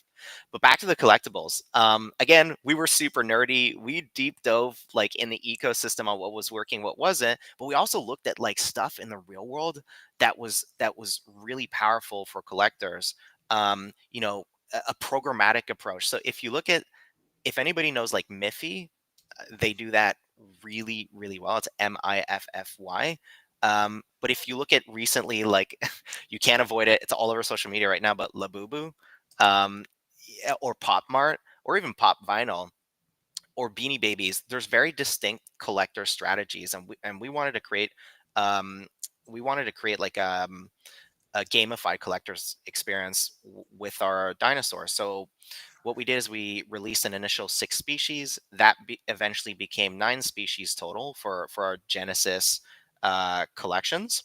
And we wanted, for the first time in history, basically, to give people the opportunity to collect different cycles, which had never been done. So what's very cool about a digital collectible, on top of the fact that you can trade it anywhere, is that it's digital. So instead of just being a physical toy that doesn't move, it can evolve over time. It could be animated. There's a lot of value add for animators there, actually, or even for from a product POV, because it can kind of like be perpetual. It doesn't have like wear and tear. It could be it can have motion, all that fun stuff, and you have a distribution network that overnight is global because it's online. And we focused on different face poses and emotions as a collectible trait. We focused on different colors. We focused on 10 like really archetype patterns that became essentially sub brands, and sub communities were created around those patterns. So now we have community members, or groups of community all over the world that are super collectors that will collect one specific trait and create a community around that, which is really, really cool. So for example, bored Rexes, like the Rexes that just look bored all the time, there's a community around that, and those are the dinosaurs that they collect. And the really cool thing about that is we can foster those call them guilds, right? Because that's a really easy thing to understand. We can foster those guilds, create events for them, or empower them to create their own events around the world.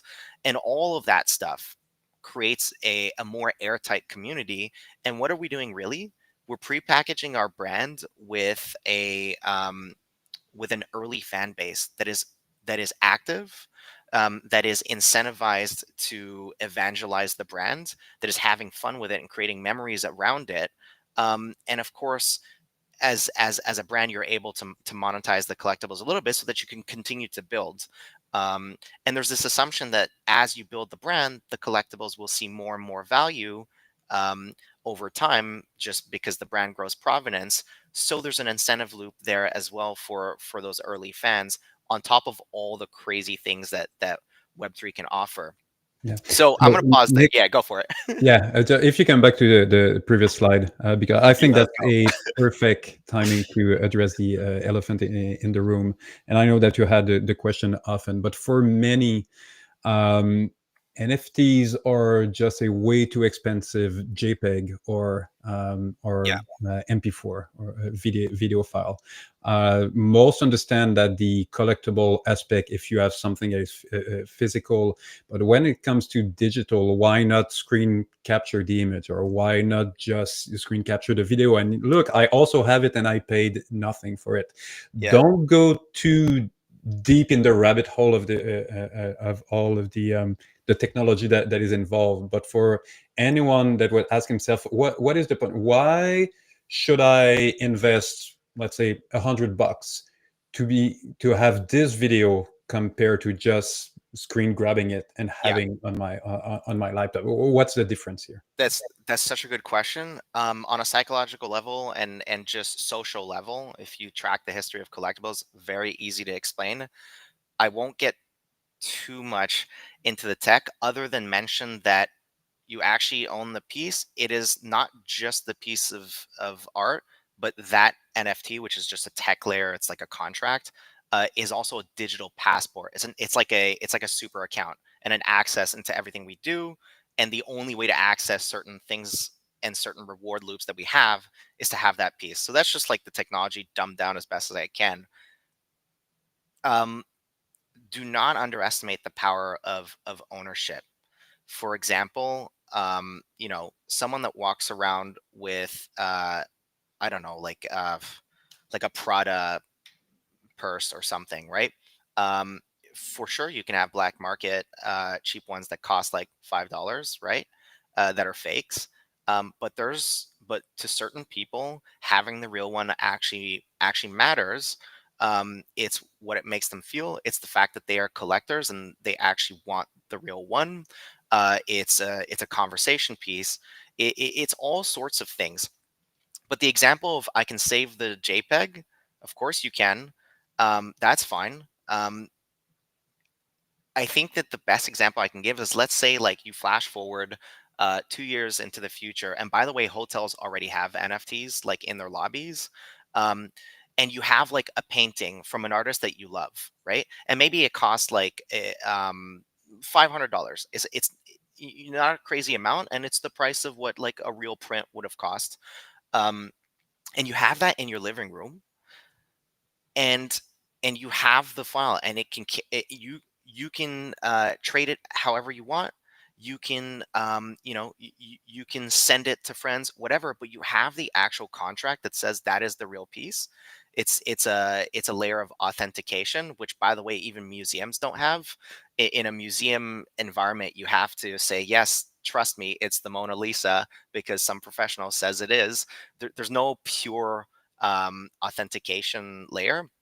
In digital, you have that, which means I don't care if you've saved it. That's great. Like, how many people take pictures of the Mona Lisa? It's like, it's good marketing for the Mona Lisa. But if you were to have the real piece, I feel something and I know I have it. And actually, I'm the only person in the world that could sell it, Yeah. on a secondary market. So something that you mentioned that is super interesting is that it's the image or the video is just represent what is the digital contract Yeah. that is behind it. So it's almost like the car key. I mean, yes, you have the car key in your hand, but it's really the car, because if you just have the key, there's like no point of just having a key. So if we say that what you're really going for is the car, which is the digital contract, can you give specific example of someone that would buy a cleaners, or what the car would be, what they would actually get in return more than an image or a video? Yeah, so in the press, I'm going to get into some of that stuff, but essentially, there's so many things that you can do because it's a digital collectible. Now, at any point in time, that, like you say, it's a contract, and we can find that unit anywhere in the digital sphere, right? And it's completely transparent. So instead of tracking users, we track the collectibles themselves, and we can allocate. If you consider the collectible itself like a Claynosaur, almost like a inventory bag, like a digital inventory bag, we can send stuff to that bag, and that stuff can be tokens, which oftentimes do have a certain financial layer to it, and other companies can send tokens to that bag. We can send other digital collectibles. which for a collector is a big part of the incentive, because you hold one collectible and over time you're farming extra collectibles. Some of them are rare, some of them are not, some of them you had to be there at the right place, but we can do that. We can also token gate access such that the only way to access a certain part of our website, or the only way to access an exclusive event that we throw somewhere in the world, is by owning it. Your ticket is essentially the Claynosaur.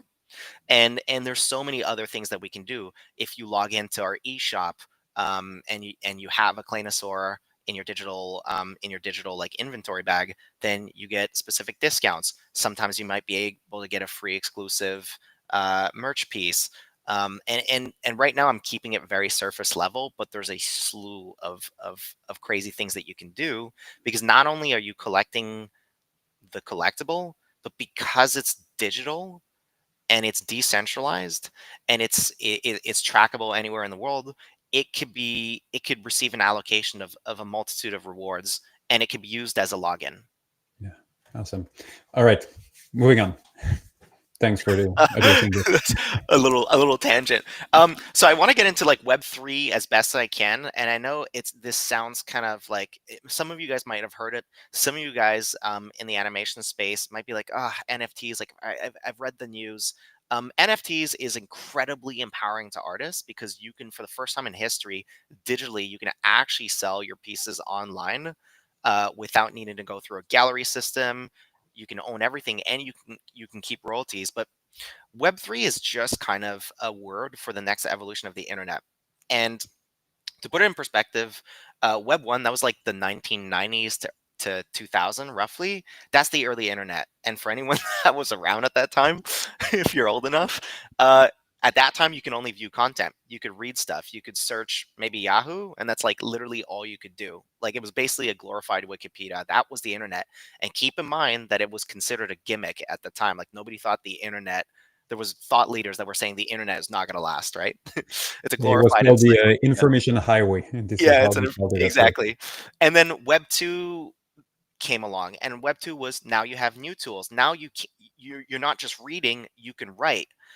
You can interact, you can post, you can create, you can comment, you can upload stuff. You get social media that, so this is like 2000 plus, social media starts showing up. There's MySpace, but eventually it's refined and it's Facebook, and you've got YouTube and Instagram. You can create content, you can upload it. However, all of it is centralized and controlled by a few companies. And owned by the platforms. The platforms control your data, they control identity, they control reach, which is really important for artists to consider, because you're trading one middleman for another. So anyone that's attempted to post on Instagram and TikTok and YouTube will understand at any point in time they can take your video down for no reason. Or sometimes, there might be a reason, but they don't give you a warning. The algorithms are really hard to understand, and they're not transparent. They will never reveal what the algorithms are, and they change all the time. And above all else, they basically own your data, and there's nothing you can do about it. Web3 is the next evolution of the internet, and that's one in which you can also own on the digital side of things. You can truly own digital items. You can own your identity. You can own achievements, tied to interacting with digital playgrounds like websites. And you're not just borrowing them from platforms. It kind of unlocks a new model of participation, of reward, and of creativity without needing permission from a platform. And that's the important thing. So basically, it's like ownership is recorded on a public database that no single company controls. And it's kind of like a digital ledger that anyone can verify, but no one can secretly change. And in Web 2, Facebook at any time, and it's doing it all the time, or now Meta, they can change whatever they want. Steam can do it. If you guys have ever rented a video on or bought a video on PlayStation Network or on Amazon Prime, you don't actually own that video, because tomorrow, if they decide they're not hosting that movie anymore, sorry, you were actually renting it for the period of time at which it was on the platform. Web3 will change all of that. So hopefully that was a little bit clearer. I know it's very technical, but the point is, it's it's just a continuation of the internet with newer and better tools at our disposal to create better experiences for consumers, and creators actually.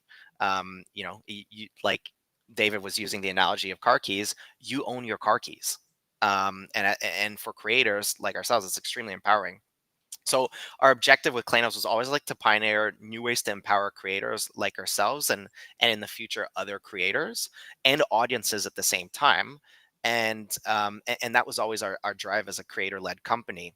Um, like Dave was talking about, and like even Jorge mentioned yesterday, there's an issue with mainstream entertainment today. And the simple fact is that it's broken. And I know that a lot of you guys are feeling that this year, and you can feel it. The animation industry is a little bit, there are weird things happening.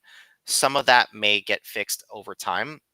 But a big problem is actually, like Dave was saying, is the entertainment landscape is more competitive than it's ever been, and distribution is democratized.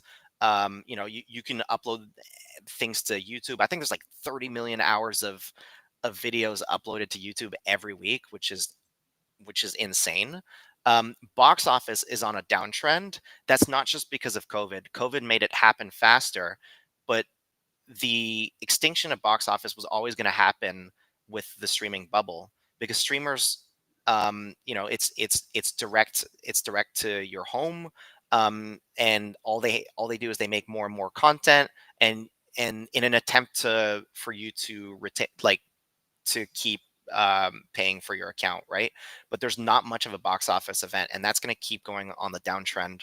Um, but above everything is, like, there's no barriers to content making. So like Dave was saying, it's not easy to make CG, but it's definitely easier than it was even 5 years ago. And there's like free software, and you've got kids. I think there's like a 14-year-old that was making this year and last year and the year before was making like Lego fan videos that looked like it was straight up the Lego movie, and the kid was like 14 years old. Incredible work.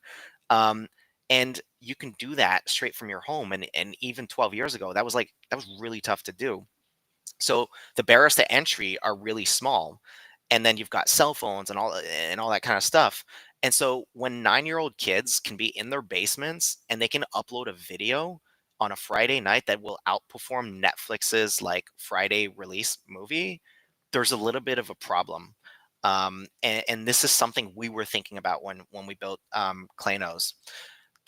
Another analogy I can give you guys is, like, how often do you sit in front of Netflix and you're just like trying to pick what you're gonna watch, and you probably spend more time picking than actually watching something. We basically have choice anxiety, and if you're gonna commit your time, usually it's a friend that's gonna say you got to watch Arcane. Like, trust me, go watch Arcane, and that's why you're gonna watch Arcane, right? And for studios, it's always a hit or miss strategy. You're investing like millions into a movie, and you don't know if it's going to work. You don't know if it's going to be sticky, and they're building movies behind the curtains. They very rarely show the process. They very rarely celebrate the creators while they're building the thing. And it's the same for AAA video games. So it's a really risky business, which is why, like Jorge was saying yesterday, they're not taking risks on new properties. They're doing more Star Wars. They're doing Marvel 976, and you're seeing less and less fresh content. The irony is audiences want more fresh content. AI is of course going to make the oversaturation of bad content even more prevalent, which means that fresh content is actually going to become more and more important.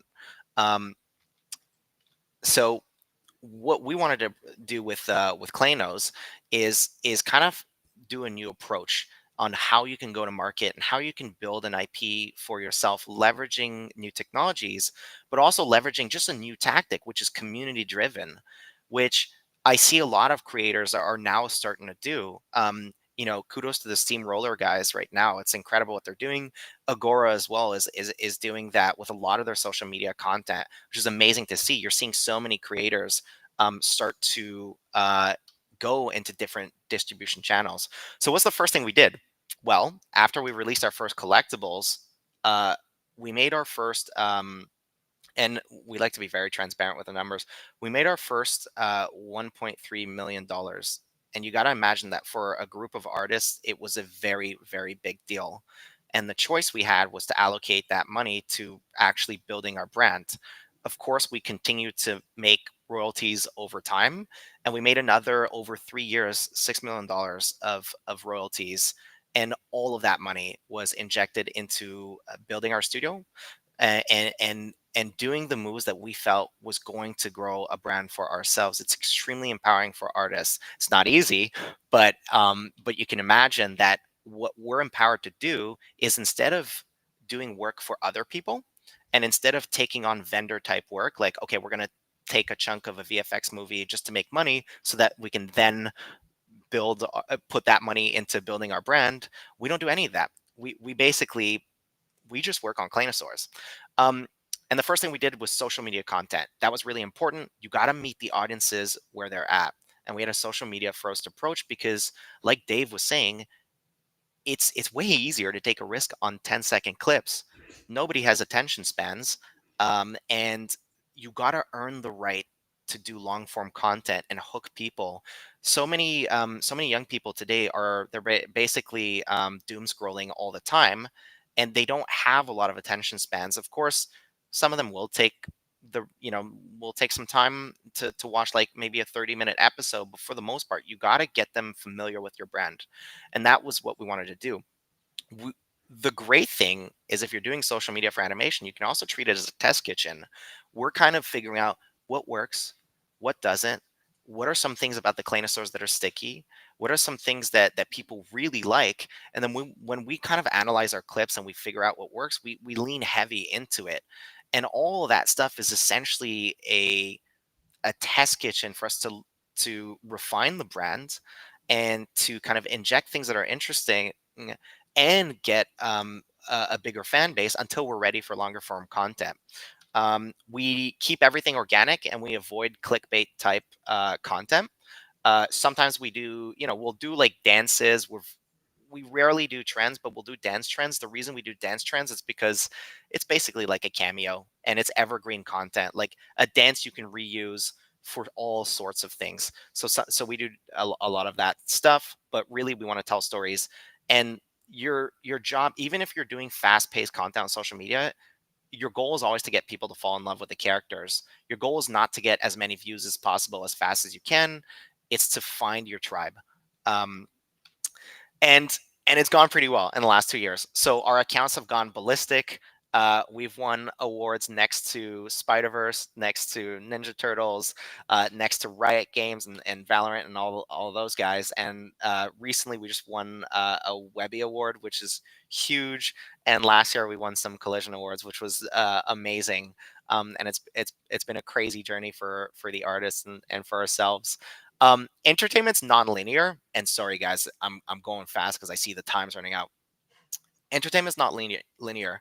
So you got to meet the fans where they're at. And what we're doing is we're building what we call a transmedia brand. And we build different pillars. We're building product, we're building media, which is the content and animation that you guys are used to. It could be comics as well. It could be all sorts of things that tell stories. And there's gaming. And the reason we do that is because a lot of kids will discover a brand somewhere. I say kids, but it's actually true for a lot of people. They'll discover a brand through one vertical, and then they'll choose to stay with that brand in other places. In the case of children, they might be playing a game, they love that brand, and then they're not allowed to play the game because they spent too many hours on it. What do they do next? They go on YouTube and they watch stuff about that game, or they watch episodes about that brand, or they watch streamers. And then when they're not allowed screen time, then what do? They'll interact with physicals. What we're doing is we're combining all those verticals together and we're gluing them with digital experiences along the way. We're now working with Gameloft, which has been really, really cool. And we're making a mobile game, and a lot of that is tied to our entire ecosystem. So, if you collect so we did some.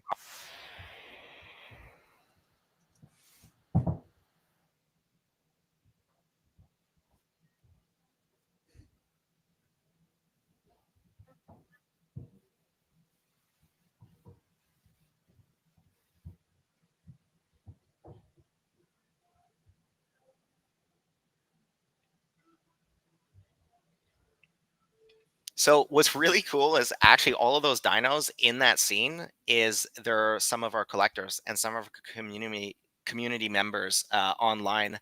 Oftentimes we look at like their personalities and we try to inject that in the characters, but it was really special for like key collectors to have their dinosaur show up on content, and we can do that's another really fun value prop for NFTs. Of course, we do plushies, we do physical products, but they all have digital loops, so we can blend the physical and the digital worlds into a really fun experience. And you can collect more stuff by collecting physical products, or you can extend the life cycle of a physical product because now you have other experiences tied to it and other collectibles and things like that. um, we recently we kind of revealed that we're finally working on our TV show, so now we're ready for long form content. As Mhm. artists, we've accrued a lot of leverage for ourselves, and we've been very fortunate in that we've been approached by so many companies that have been looking at this stuff and very impressed. And we'll be announcing the partners either end of next week or the week after that, which is really exciting for us. um, we've been working on artwork for 3 years and trying to figure out what the world building would look like. And one of the things that we do is we're extremely transparent with that stuff. We post making of content. A lot of it's on Twitter or inside our Discord channels, but it's very rare that we like keep things hidden. Like we usually just kind of we just show everything. Like we don't care unless there's like an NDA. We what we do is we show this stuff. We show building in the open, all the artwork we're working on, and oftentimes our community and our fans will have so many like fun comments, and then might come up with some really unique ideas. And then if those ideas are amazing, we'll just leverage them. And we can also reward through the NFTs. We can reward those fans that are interacting with the brand, or that are giving us ideas. We can reward them with either other collectibles. There's a million things that we can do. um, we show a lot of which I know that Agora does as well. We show a lot of kind of like office meetings, all that kind of stuff, meetings on how we tackle social media, all the kind of fun stuff, meetings with Gameloft. We're really trying to build in the open and be as transparent as we can, so that our fans can they have early inclusion. They're there from the start. They're part of the journey, um, and they see what we're building. We have held, again, I'm going super fast. We've held events all over the world for our fans, some of which have had 1,500 attendees. And at those events, what we often do is we will provide other digital collectibles that are exclusive to that event. Those collectibles might be tradable, they might not, but the way we look at it is a few things. Primarily, it's storytelling units. So when we release a new collectible, usually we're testing a new character, or we're testing something special of the lore. We gauge what people are saying. It might be mysterious, and we always build content around it. If you guys remember, and still today, what they do, Clash of Clans and Supercell, every time they have an excuse to tell a story, they do it. Even if it's just a simple game patch, they'll release atomized content, which is what we do. And every time we release a new collectible, we're empowered to do that. So here's an example where, oh, I guess it's just a screenshot because I uploaded this wrong. If you go on YouTube, oh, no, it's not. It's good. We just don't have the sound, but it's all good, so you can talk over it. So we had released a digital sardine can for free. Nice.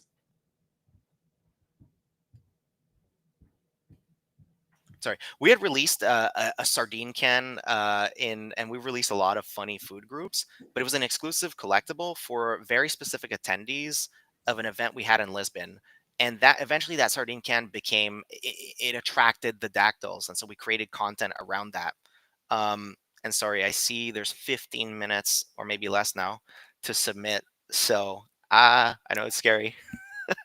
um, and so the fun part is those collectibles become modular storytelling units and give us an excuse to build content, but provide the users or the diehard collectors with extra collectibles. And because it's in Web3 and it's on chain, you're not just writing their user journey. It's preserved and it's completely transparent. It's kind of like the SeaGraph RenderMan teapot, but on absolute steroids. So I'm going to speed through this part. How do we leverage NFTs in a really interesting way? Well, right now we've just released our beta version of the achievement system. Over time, that engine will grow, but it has many verticals. It can reward users for the way in which they collect. It could reward users in the way for the way in which they interact with our gaming ecosystem. So your classic gaming achievements, but it also rewards users for the way in which they create user-generated content or content for a brand. And that's coming up really soon. Of course, we'll be leveraging certain APIs, things like YouTube and Instagram. But the point is, if you're creating content for a brand, so if you're an animator and you have access to our rigs and you're creating content online, we can reward you with exclusive badges that are soulbound that eventually turn into collectibles. We can reward you with tokens, with things like that. In the future, there's so much that we can do. And so it kind of creates this like collector's universe, but it also creates an engine for participation for the fans that do want to participate and get points for that participation. And the badges that you get, because they have a Web3 layer, they're digital mementos. So they preserve that moment in time. It's kind of like if you guys used to like check in on Facebook, like, hey, I just checked in, I'm at this airport. Only that is like, it's on chain and it's it can never be changed and so forth. I think I'm gonna basically stop there because maybe there's gonna be questions. We are about to expand soon with the new characters. It's how we build collectibles. We design everything, concept art, all that kind of stuff. We look at everything from a storytelling POV. And I just wanted to say that we are building a model that can kind of recreate what worked really well for Claynosaurs, and we'd love to extend that to other creators that would love to build their brands.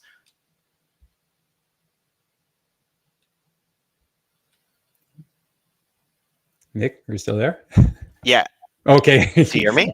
Yeah. You just stopped abruptly. I was like, oh yeah, because I was like muted. up there. I was like looking at the time. Okay, I had 25 questions, and I'll have time to go through none of them. Okay, super quickly, you talked about user content generation. Can we super rapidly talk about a new rig? Okay, so we've been working with Claynosaur, and there's a new character rigs that will be released on Agora.Community shortly for anyone that is interested to animate this cute little character. Nick, I give you a challenge of, you have 1 minute to describe the character and what kind of content you think that will be created with it. 1 minute. Yeah, let's go. So it's a baby Rex. At Annecy, we're going to be releasing all these different color skews and versions of this baby Rex for the students that attend our event. We have a big event at Annecy, by the way, so come see us. Yeah, it's a baby Rex, super cute. We'd love to see dances and evergreen type short stories with it. There's going to be an animation challenge that the Agora team is going to announce pretty soon, and so of course there'll be guidelines there. But for the most part, make whatever content that you see fit. And keep in mind that we're building a system for you guys to use that rig, be able to log into our achievement system. And as you make animated content, you'll be rewarded over time with certain digital collectibles and with a bunch of other reward loops in there for creators. So I'm super excited about that. I'm actually trying to find a picture of this thing. Awesome. So as you're looking at a picture, there's one question that I really wanted to ask. So for anyone in the audience that's like, hey, I'd like also to create my own characters, my own world, and start to share and have some success on social media, because you guys have been sharing the Claynosaur and analyzed, the shit out of what is working, what is not working. What would be, let's say, the top tips that you would have in terms of what type of content to create for someone that would increase the chance that they're going to reach a broad audience rapidly in terms of content itself? What kind of character, animation, colors, whatever? Yeah. Cute. Okay, so cute works really well, of course, and weird works really well. If you look at what Digital Circus is doing and Glitch, weird works. I would say find your voice. Um, Try not to go too long. 10 seconds is really good. Like Dave was talking about, loops are actually really powerful because if you can get the viewer to not even know that they've watched it twice, it does help the algorithm. In terms of colors, we go super scientific. So it's like if we have a song that's like a K-pop song and we do a dance, then we will actually try to figure out like what are the popular colors that really resonate with people in Korea, for example. Like we treat it like a science. But for the most part, I say bright colors work really well. Why do they work well? Because you have to realize that for people that are scrolling fast on socials, you have to hook them with a few things: visual interest, an action that happens basically in the first second, or some sort of text-based, call to action that keeps them from scrolling to the next video. So color is actually really important, and something that's just like, whoa, what is this, right? Or it gets right into the action. So I would say that focus on evergreen content. Stay away from trends. Like make people fall in love with your characters. Tell stories. Yeah, awesome. All right, a quick one from chat. So, with the Clinosaur animated series and game already in the work, what core message or vibe do you hope audience and players walk away with after experiencing the Clinotopia? Sorry, repeat the last part. Yes. What core message or vibe do you hope audience and players walk away with after experiencing the Clinotopia? Oh, I mean, the core message is we want the content to be extremely wholesome. Like that's something. And then the core message of the company is like, you know, you you don't need the studio system. The world is changing, and you can take back control for yourselves, and you can do it. And honestly, like I remember when we started this journey, it was like the feeling felt impossible, and actually I know like it must have felt the same for you and just Agora, right? Mhm. And it feels impossible until it's not. And you gotta persevere, which is ironic because that's what Jorge was talking about.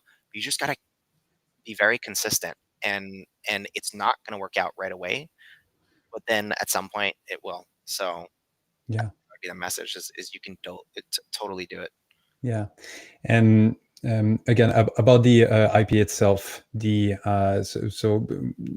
what are you hoping that people would get the emotion of the vibe when they think about Clinosaur? Because when I think about Arcane, I have a very specific feeling in mind. When I think about Yeah. Jurassic Park, I do. What do you think that for Clinosaur it would be? Yeah, I think it's definitely like wholesome and quirky. Very much like when you think of SpongeBob, you do think that. It's like it's a mix of weird. Um, at the very least, that's what we're working on for the TV show. But it's oh man, like those are dinos like I haven't seen before, right? Mm, Like I find people always make dinosaurs kind of the same thing, and in this case, we're trying to avoid that. yeah. All right, everyone, 3 minutes left to submit your animation. Rapid fire. Nick, you mentioned being a fan of Jurassic Park. Is Oh, no. Clinosaur the new incarnation of dinosaur? Is there any link between your love for dinosaurs and Clinosaur? Is there any link? Of course, there's a link. Yeah, I think everybody on the team was like dinosaur nerds, and I know the Triceratops is not technically a Triceratops, and the Bronto is not technically a Bronto, but yeah, a lot of us were just everybody likes dinos, and I think that strategically we knew there was a gap in kind of reinventing IP in the dinosaur space. Jurassic World reinvigorated the franchise, but also reinvigorated kind of like that whole how kind of in demand dinosaur brands are. And we wanted something that was toyetic, but we also wanted something that speaks to like every culture. Um, People like you grow up and you're fascinated by them, and then we wanted to create like a collectible version of dinos, which we hadn't seen. Like we were asking ourselves, like digitally, like what if you could do what Funko Pop did, or like even Cabbage Patch Kids or Pop Mart, but you do it for dinosaurs. Awesome. Okay, another rapid fire. Favorite pumpkin? So okay, so anybody that doesn't know, this is for sure a community member asking. For anybody that doesn't know, that's our Can you bring second. them back? Yeah, I Yeah, think you had the design in the presentation, right? yeah. Let me show you guys something even cooler. So I'm gonna look this up. And I'm gonna share my screen. But essentially, these are our new collectibles. And am I in the right folders? It's gonna be the new kind of like master expansion that we have, and these are basically our Pokemon type characters. And I would say this is one of my favorites, is the little manta ray, and the way he or she is animated is so cute. Um, I don't have it easy access on this computer. I'd have to go through Shotgun, but they're really adorable. And so we have 25,000 of these collectibles about to be released on, I believe it's Friday actually. And I know I gave you some packs to give Yep. out, Yep. Dave Agora, but this would be one of my favorites because it's just too damn cute. But they're all super cute. They're very like Pokemon-esque, and these are the Popkins. Super cute. What about your original collection? Favorite Klino? Oh my god, I'm a Rex guy. It's okay. Wait, that's a lie. Dinos overall, I always loved Raptors, but with the Klano collection, I think it's Rex, and I really like the Stegos. Favorite skin or color or anyone one specifically that stands out to you? I think Toxic is just is one of my favorite skins. I collect Jurassic skins just because it's called Jurassic. I like what it looks like, and it's kind of like the classic dinosaur skin. But I do Yeah. love Toxic, which is Yeah. actually similar to what you guys are seeing here in the Popkin skins. Awesome. All right, let's go a little bit over if you have a few more minutes as people Oh yeah, are yeah. scrambling to. I know people are posting, so yeah, Yeah, it's exactly. Sunday. I can stick around. It's fine. Exactly. There's a lot of people like, God, why is my submission not working? So let's go for a few more minutes to entertain the crowd. Super selfish question. You mentioned something that is very interesting that we're doing as well, which is, sharing as you go. And this is kind of against what most studios are doing, which is keep everything completely hidden. And the reason was always because when you're going to do your marketing, you want to show something that has never been seen before, so you're going to maximize the view of the audience. And then so basically a super rigid and clear marketing strategy that is not at all in the hands of the creators. And what we're doing and you're doing as well is more like, no, let's just share as we go, and just to create more and more interest into what we're doing. What was the rationale for you guys to do it this way? Was it just a happy accident, or was a very conscious decision to do it? And why did you choose this approach? Super conscious. I think the fear of studios is a few things. Like you say, they don't want to hurt the end game marketing campaign. The irony is they depend so much on that marketing campaign, which oftentimes costs the same amount of money as the as the making of budget. And push marketing doesn't actually work. And that was actually the inspiration, is push marketing doesn't work anymore.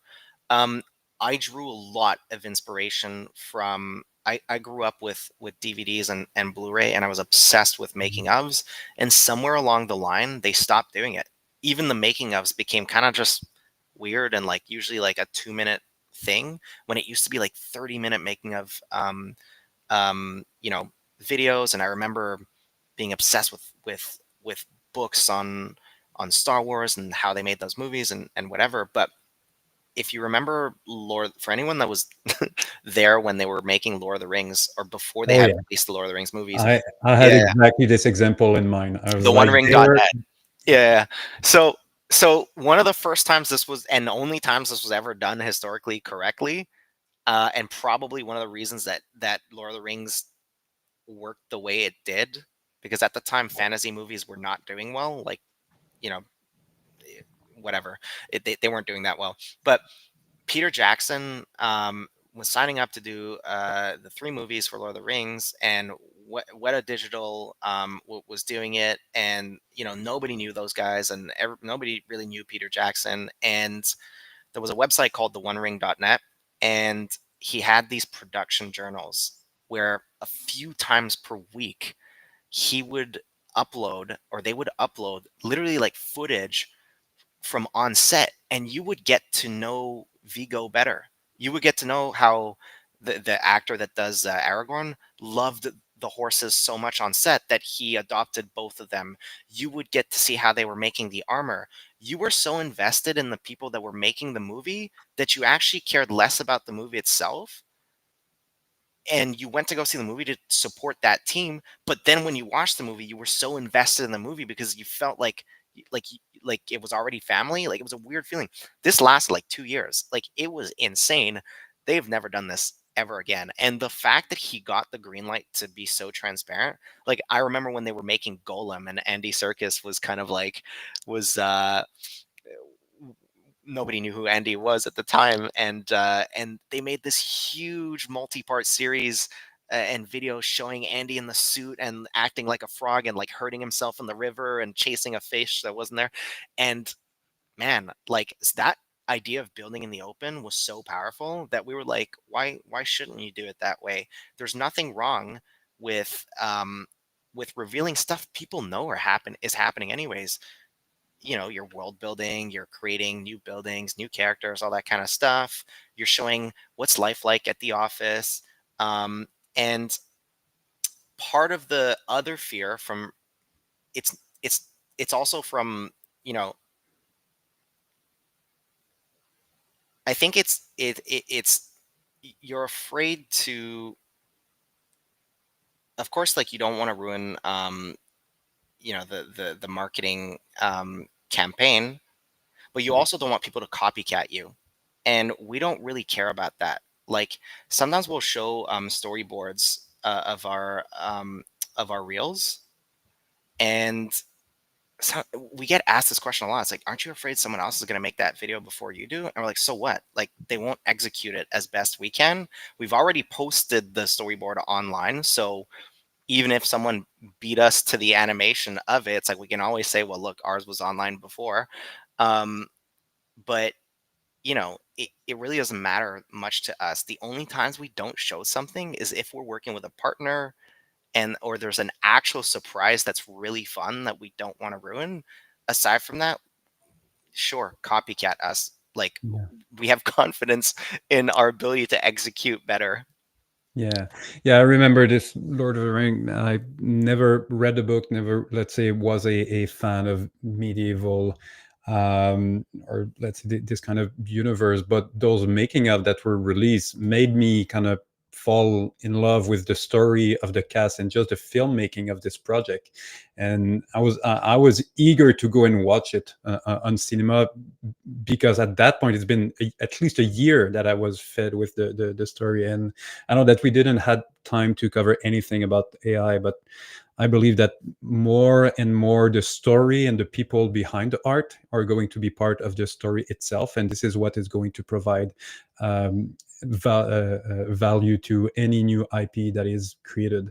It's not just going to be about the character and the world anymore. It's going to be a big part of it, but another big part of it is, where is it coming from? Who's working on those? Who are those people that are creating this thing that I find appealing? And that's something that AI is not going to replace. What is the story of the real artist that actually did this, which is going to be way more a big layer of what it's interesting when there's a sea of content that is distributed. 100%. Human made is going to be a thing. AI is something, it's coming. We can't avoid it. I think it's understanding how to exist within that and how to leverage it in the ways that make sense. But this idea of human made is going to be so powerful, and it's always very cyclical. I know you and we were talking about this, the analogy of, like, even restaurants. Like, at some point it was all like franchises and McDonald's and Chipotle's and whatever, and or like over the top like Michelin clean restaurants, and now it's back to like the rustic, like human kind of like indie type restaurants that people like to go to. I know it's maybe a weird analogy, but I think there's some parallels there. No, totally. I see great restaurants that no one is there, and others that are filled every night. And it's the story of what people think about when they think about this restaurant that is actually filling the place. Nick, that was awesome. Thanks for being very generous with your time on a Sunday morning, afternoon, like we are. We could have Super happy. continued for 2 more hours. So Yeah, that's my bad. yeah. No, I could have continued for sure. Yeah, and I'm glad that we showed a little bit of the let's say behind the curtain of Cleanosaur to our audience here. The submission. So thanks a lot, Nick, and I'll know that we'll see each other pretty soon. And congrats again for all the success of Cleanosaurs. And I know that the future is pretty bright as well. So that's we're going to continue to share what is going on this side as we go. Oh my God, submissions are closed. I got nervous. Yes. Yeah, closed. Dude, thanks for having me. I'm probably seeing you Thursday. And super stoked to do this, and I'll definitely do it again and keep it as concise as possible, which is basically impossible for me. And yeah, good luck everybody with your submissions. It's a crazy thing to do this for 24 hours. I'm stoked to see what you guys come up with, because it's not a lot of time to do a full shot, but a really good exercise on keeping things concise. Yeah, thanks, Nick. And as Nick briefly mentioned, stay tuned, because there's definitely a Clino that will be accessible to animators, and definitely another AnimChallenge with it. So we're going to announce this shortly. All right, Nick, I'm going to let you go. Thanks again for showing up. And I think we have Brent and Vincent that are going to come back to close this 24 hours. There we go. Look at this. Perfect timing. Here we go. Like old times. Yep. All right. So I'm now going to go enjoy the rest of the show, and good luck. And everyone go sleep now. Can all be proud of what you've accomplished in the last 24 hours. Bye, David. Later, David. Bye-bye. So here we are at the finish line. How are we feeling about it? How's everybody do? So, I mean, I see how everybody's doing in the Discord. That was a very intense final 30 minutes of people trying to get their shots in on time. Somebody's Maya just wouldn't let the controls disappear. For some people, their textures completely disappeared, because it always happens 10 minutes before the deadline. Of course. For somebody's After Effects wouldn't open. But it only doesn't open when you need to spend something desperately in 10 minutes. So yes, on theme and on brand for every 24-hour animation challenge. Yep.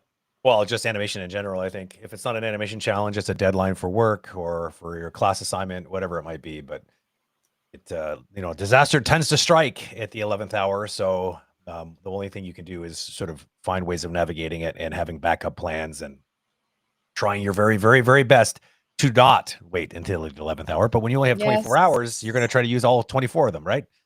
Makes sense. We do recommend, if you can get it like 15 minutes before the deadline, you get a gold star for that.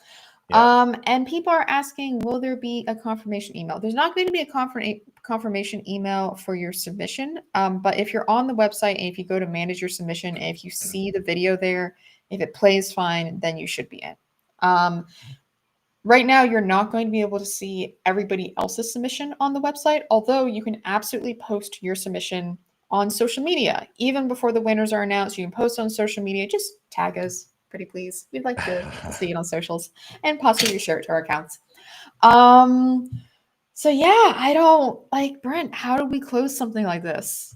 It always feels like like we've been through this before. Like it's like we get to the finish line, and it almost feels like the only thing that could possibly do it justice is if we had like a fireworks display behind us and like some giant like champagne popping ceremony. Well, we got the bean jar. That's something. That's something. It's more than we had the last time. But yeah, if you got all the way through and you were able to submit, Congratulations, you've just done something pretty awesome. So take a minute to reward yourself for a lot of hard work and getting something done that was literally 24 hours ago felt like an impossible mountain, probably to a lot of you. Oh yeah, absolutely. So you did something awesome, and just recognize yourself for that. That's pretty cool. 24 hours ago you did not have something, and now you do. Now, for those who did have trouble submitting, hopefully it gets sorted. Hopefully there's some sort of resolution to it. But there's always going to be some. Quick shout out to those. I mean, 2 hours ago, I think you already had, 130, submissions. So there were some keeners out there that really did proactively say, you know what, I'm not going to wait till the 11th hour. I'm going to put it in way ahead of time to make sure that I don't have to get caught up in that drama tornado of the 11th hour. I think so congratulations for those who were able to do that. I really enjoyed the dichotomy of mankind, where some people got in super early, and then another person pinged us in the Discord an hour before the deadline saying they were just starting now. Just starting. That's awesome. So they took a 24-hour Ultimate Anim Challenge and was like, nah, that's too easy. What if 1/24th of that time? What if? So I like your style. Very curious to see that submission. Yeah. So so yeah, I think bean jar. I think to close it out, like Brent said, congratulations to everybody. And what was really great is so many people in the Discord were talking about how, like, whether you win something or you don't win something, everybody had fun, everybody learned something, and it was a good experience. So, like, pat yourself on the back for taking this on and seeing it through and committing to it, because that's pretty cool. Yep, absolutely. And there's probably some of you out there that really kind of had second thoughts about doing it, and you decided to do it, and now here you are, you did it. And so that's probably, I think the key is to try to kind of leverage that vibe that you just created there, and build some momentum and continue doing and continue producing and continue working, especially because I know a lot of people who join this challenge are just trying to put themselves out there and generating content, because you're going to get better by doing it. So nice work. Yeah. So a bit of information, because I'm sure everybody is curious, when are we going to know the winners? So with all the submissions in, the winners are going to be announced on June 9th. At the moment, community voting for crowd favorite is not open yet, and it's going to open on May 26th. For community favorite, that's determined by, the most likes, thumbs up received on the website. So we'll send out information about that when voting is open. And I don't know if we're going to be doing like a watch party or some little ceremony like that, but June 9th is when we'll find out who has won. Oh, man. In the meantime, suspense. I think y'all should go sleep, or go outside and touch grass, or take a shower, or eat some food, or stare at a wall, or I don't know, just don't look at a computer screen for a bit, just at least a hot bit. For anybody new here, because I know that we have a lot of new people who came to Agora.Community and Challenge because of this challenge, a short spiel on what we do. I will put on my used car salesman jacket now. So what is Agora.Community? What is AnimChallenge? AnimChallenge has been going for about 4 or 5 years now. We've had monthly challenges, we've had mini challenges, we have 24-hour ultimate Anim challenges, and our goal is to give people a fun place to push their skills and learn together and get some friendly competition in, and maybe win some cool stuff. So right now, what we've been doing with Anim Challenge, after the 24-hour Ultimate Anim Challenge, we're going to be going back to some mini challenges, and those challenges involve our mentors. They will give you an assignment. You have 2 weeks to animate the assignment, and everybody's given the same assignment, whether it's a walk cycle or hand animation, really focused on giving you something short and actionable to level up and improve quickly. So manageable, not like you have to animate, like a 20-second thesis shot, in 2 weeks or something. With the mini challenges, they're super fun. They're in our Discord. Everybody's really involved. People give each other feedback, super collaborative. And then for the rest of Agora.Community, our focus with Agora.Community is to make animation education, art education, as accessible to as many people as possible, and build a community where people can learn together and grow together and connect with other artists. For the community, we have the involvement of, of course, your peers, professional artists, and also mentors who are frequently in our Discord doing free either casual Q&A sessions, workshops, feedback sessions, all that sort of stuff. We have people from Agora Studio. We have Alexi Weneroy. We have, a bunch of cool people, Ilse Zamripa, Harvey Newman, all those sorts of guys. And it really is your team of, peers, friends, professionals, and mentors to help you grow as artists. So if you showed up to the 24-hour Ultimate Anim Challenge and was like, these guys are pretty cool, I want to keep hanging out with them, you should go to our Discord server, go to our website, and, we'll have plenty more stuff there for you. We also have free courses on our website built by industry professionals, many of them built by the senior artists at Agora Studio themselves. We have a lot of live events. We have free assets. We have the Agora original characters. We have so much to offer. So if that sounds cool to any of you guys in chat, we'd love to have you in the community and see you back for more of this cool stuff. I think to close it up, I would again like to give a shout out to the sponsors and then also the team behind this event. So again, thank you to the sponsors of the event: Agora Studio, Wacom, Rococo, TV Paint, The Art of Aaron Blaze, Sticky Bones, Animal Warriors, Animbot, Wonderworld Studios, Ramon Arengo.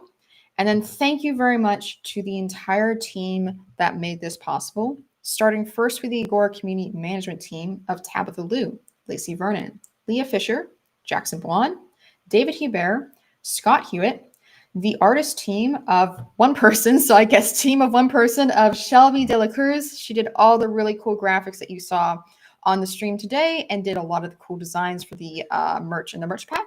Yes, Did she do the background design that we see right now? No, that one was actually one other artist. It was the little characters love like hydrate or dihydrate, or, like you got this, or unshrimp yourself. She made those really cute overlays. Oh, man. So really great work, Shelby. I don't know if you're watching, but hi. And thank you to the Agora Studio web dev team who put in a ton of work to get the website ready to go for this challenge and was also on standby to help us as the website broke at a couple points as people flooded the website. So thank you guys. And then very special thanks to the moderators behind the stream today who kept everything going, who kept things going with the guests, helping people in the Discord. Some of you may recognize them from the community, and that is Age of the J, Karina Henriksen, Yusuf Aldabous, Jackson Bolan, Kane Simmons, Tabitha Liu, Leah Fisher, and Scott Hewitt. And a final thank you to all the fantastic guests that we had on stream who took their time out of their weekend to share some really cool stuff with us. And a final thank you to all of you guys who participated, who put yourselves out there and made something cool in 24 hours and shared it with the world. So I think that's it. A lot of thanks. A lot of work. Yeah.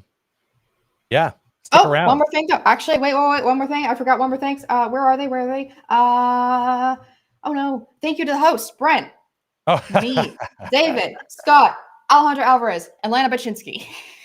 Other cool people too. So pretty cool. Well, yeah, I guess we're signing off. I very much look forward to seeing the results. So I guess we will probably we'll just have to wait with bated breath for a few weeks until we get to was it June 9th you said? June 9th. June 9th. Okay, well, clock is ticking. Get some rest in the meantime and stay animated as usual.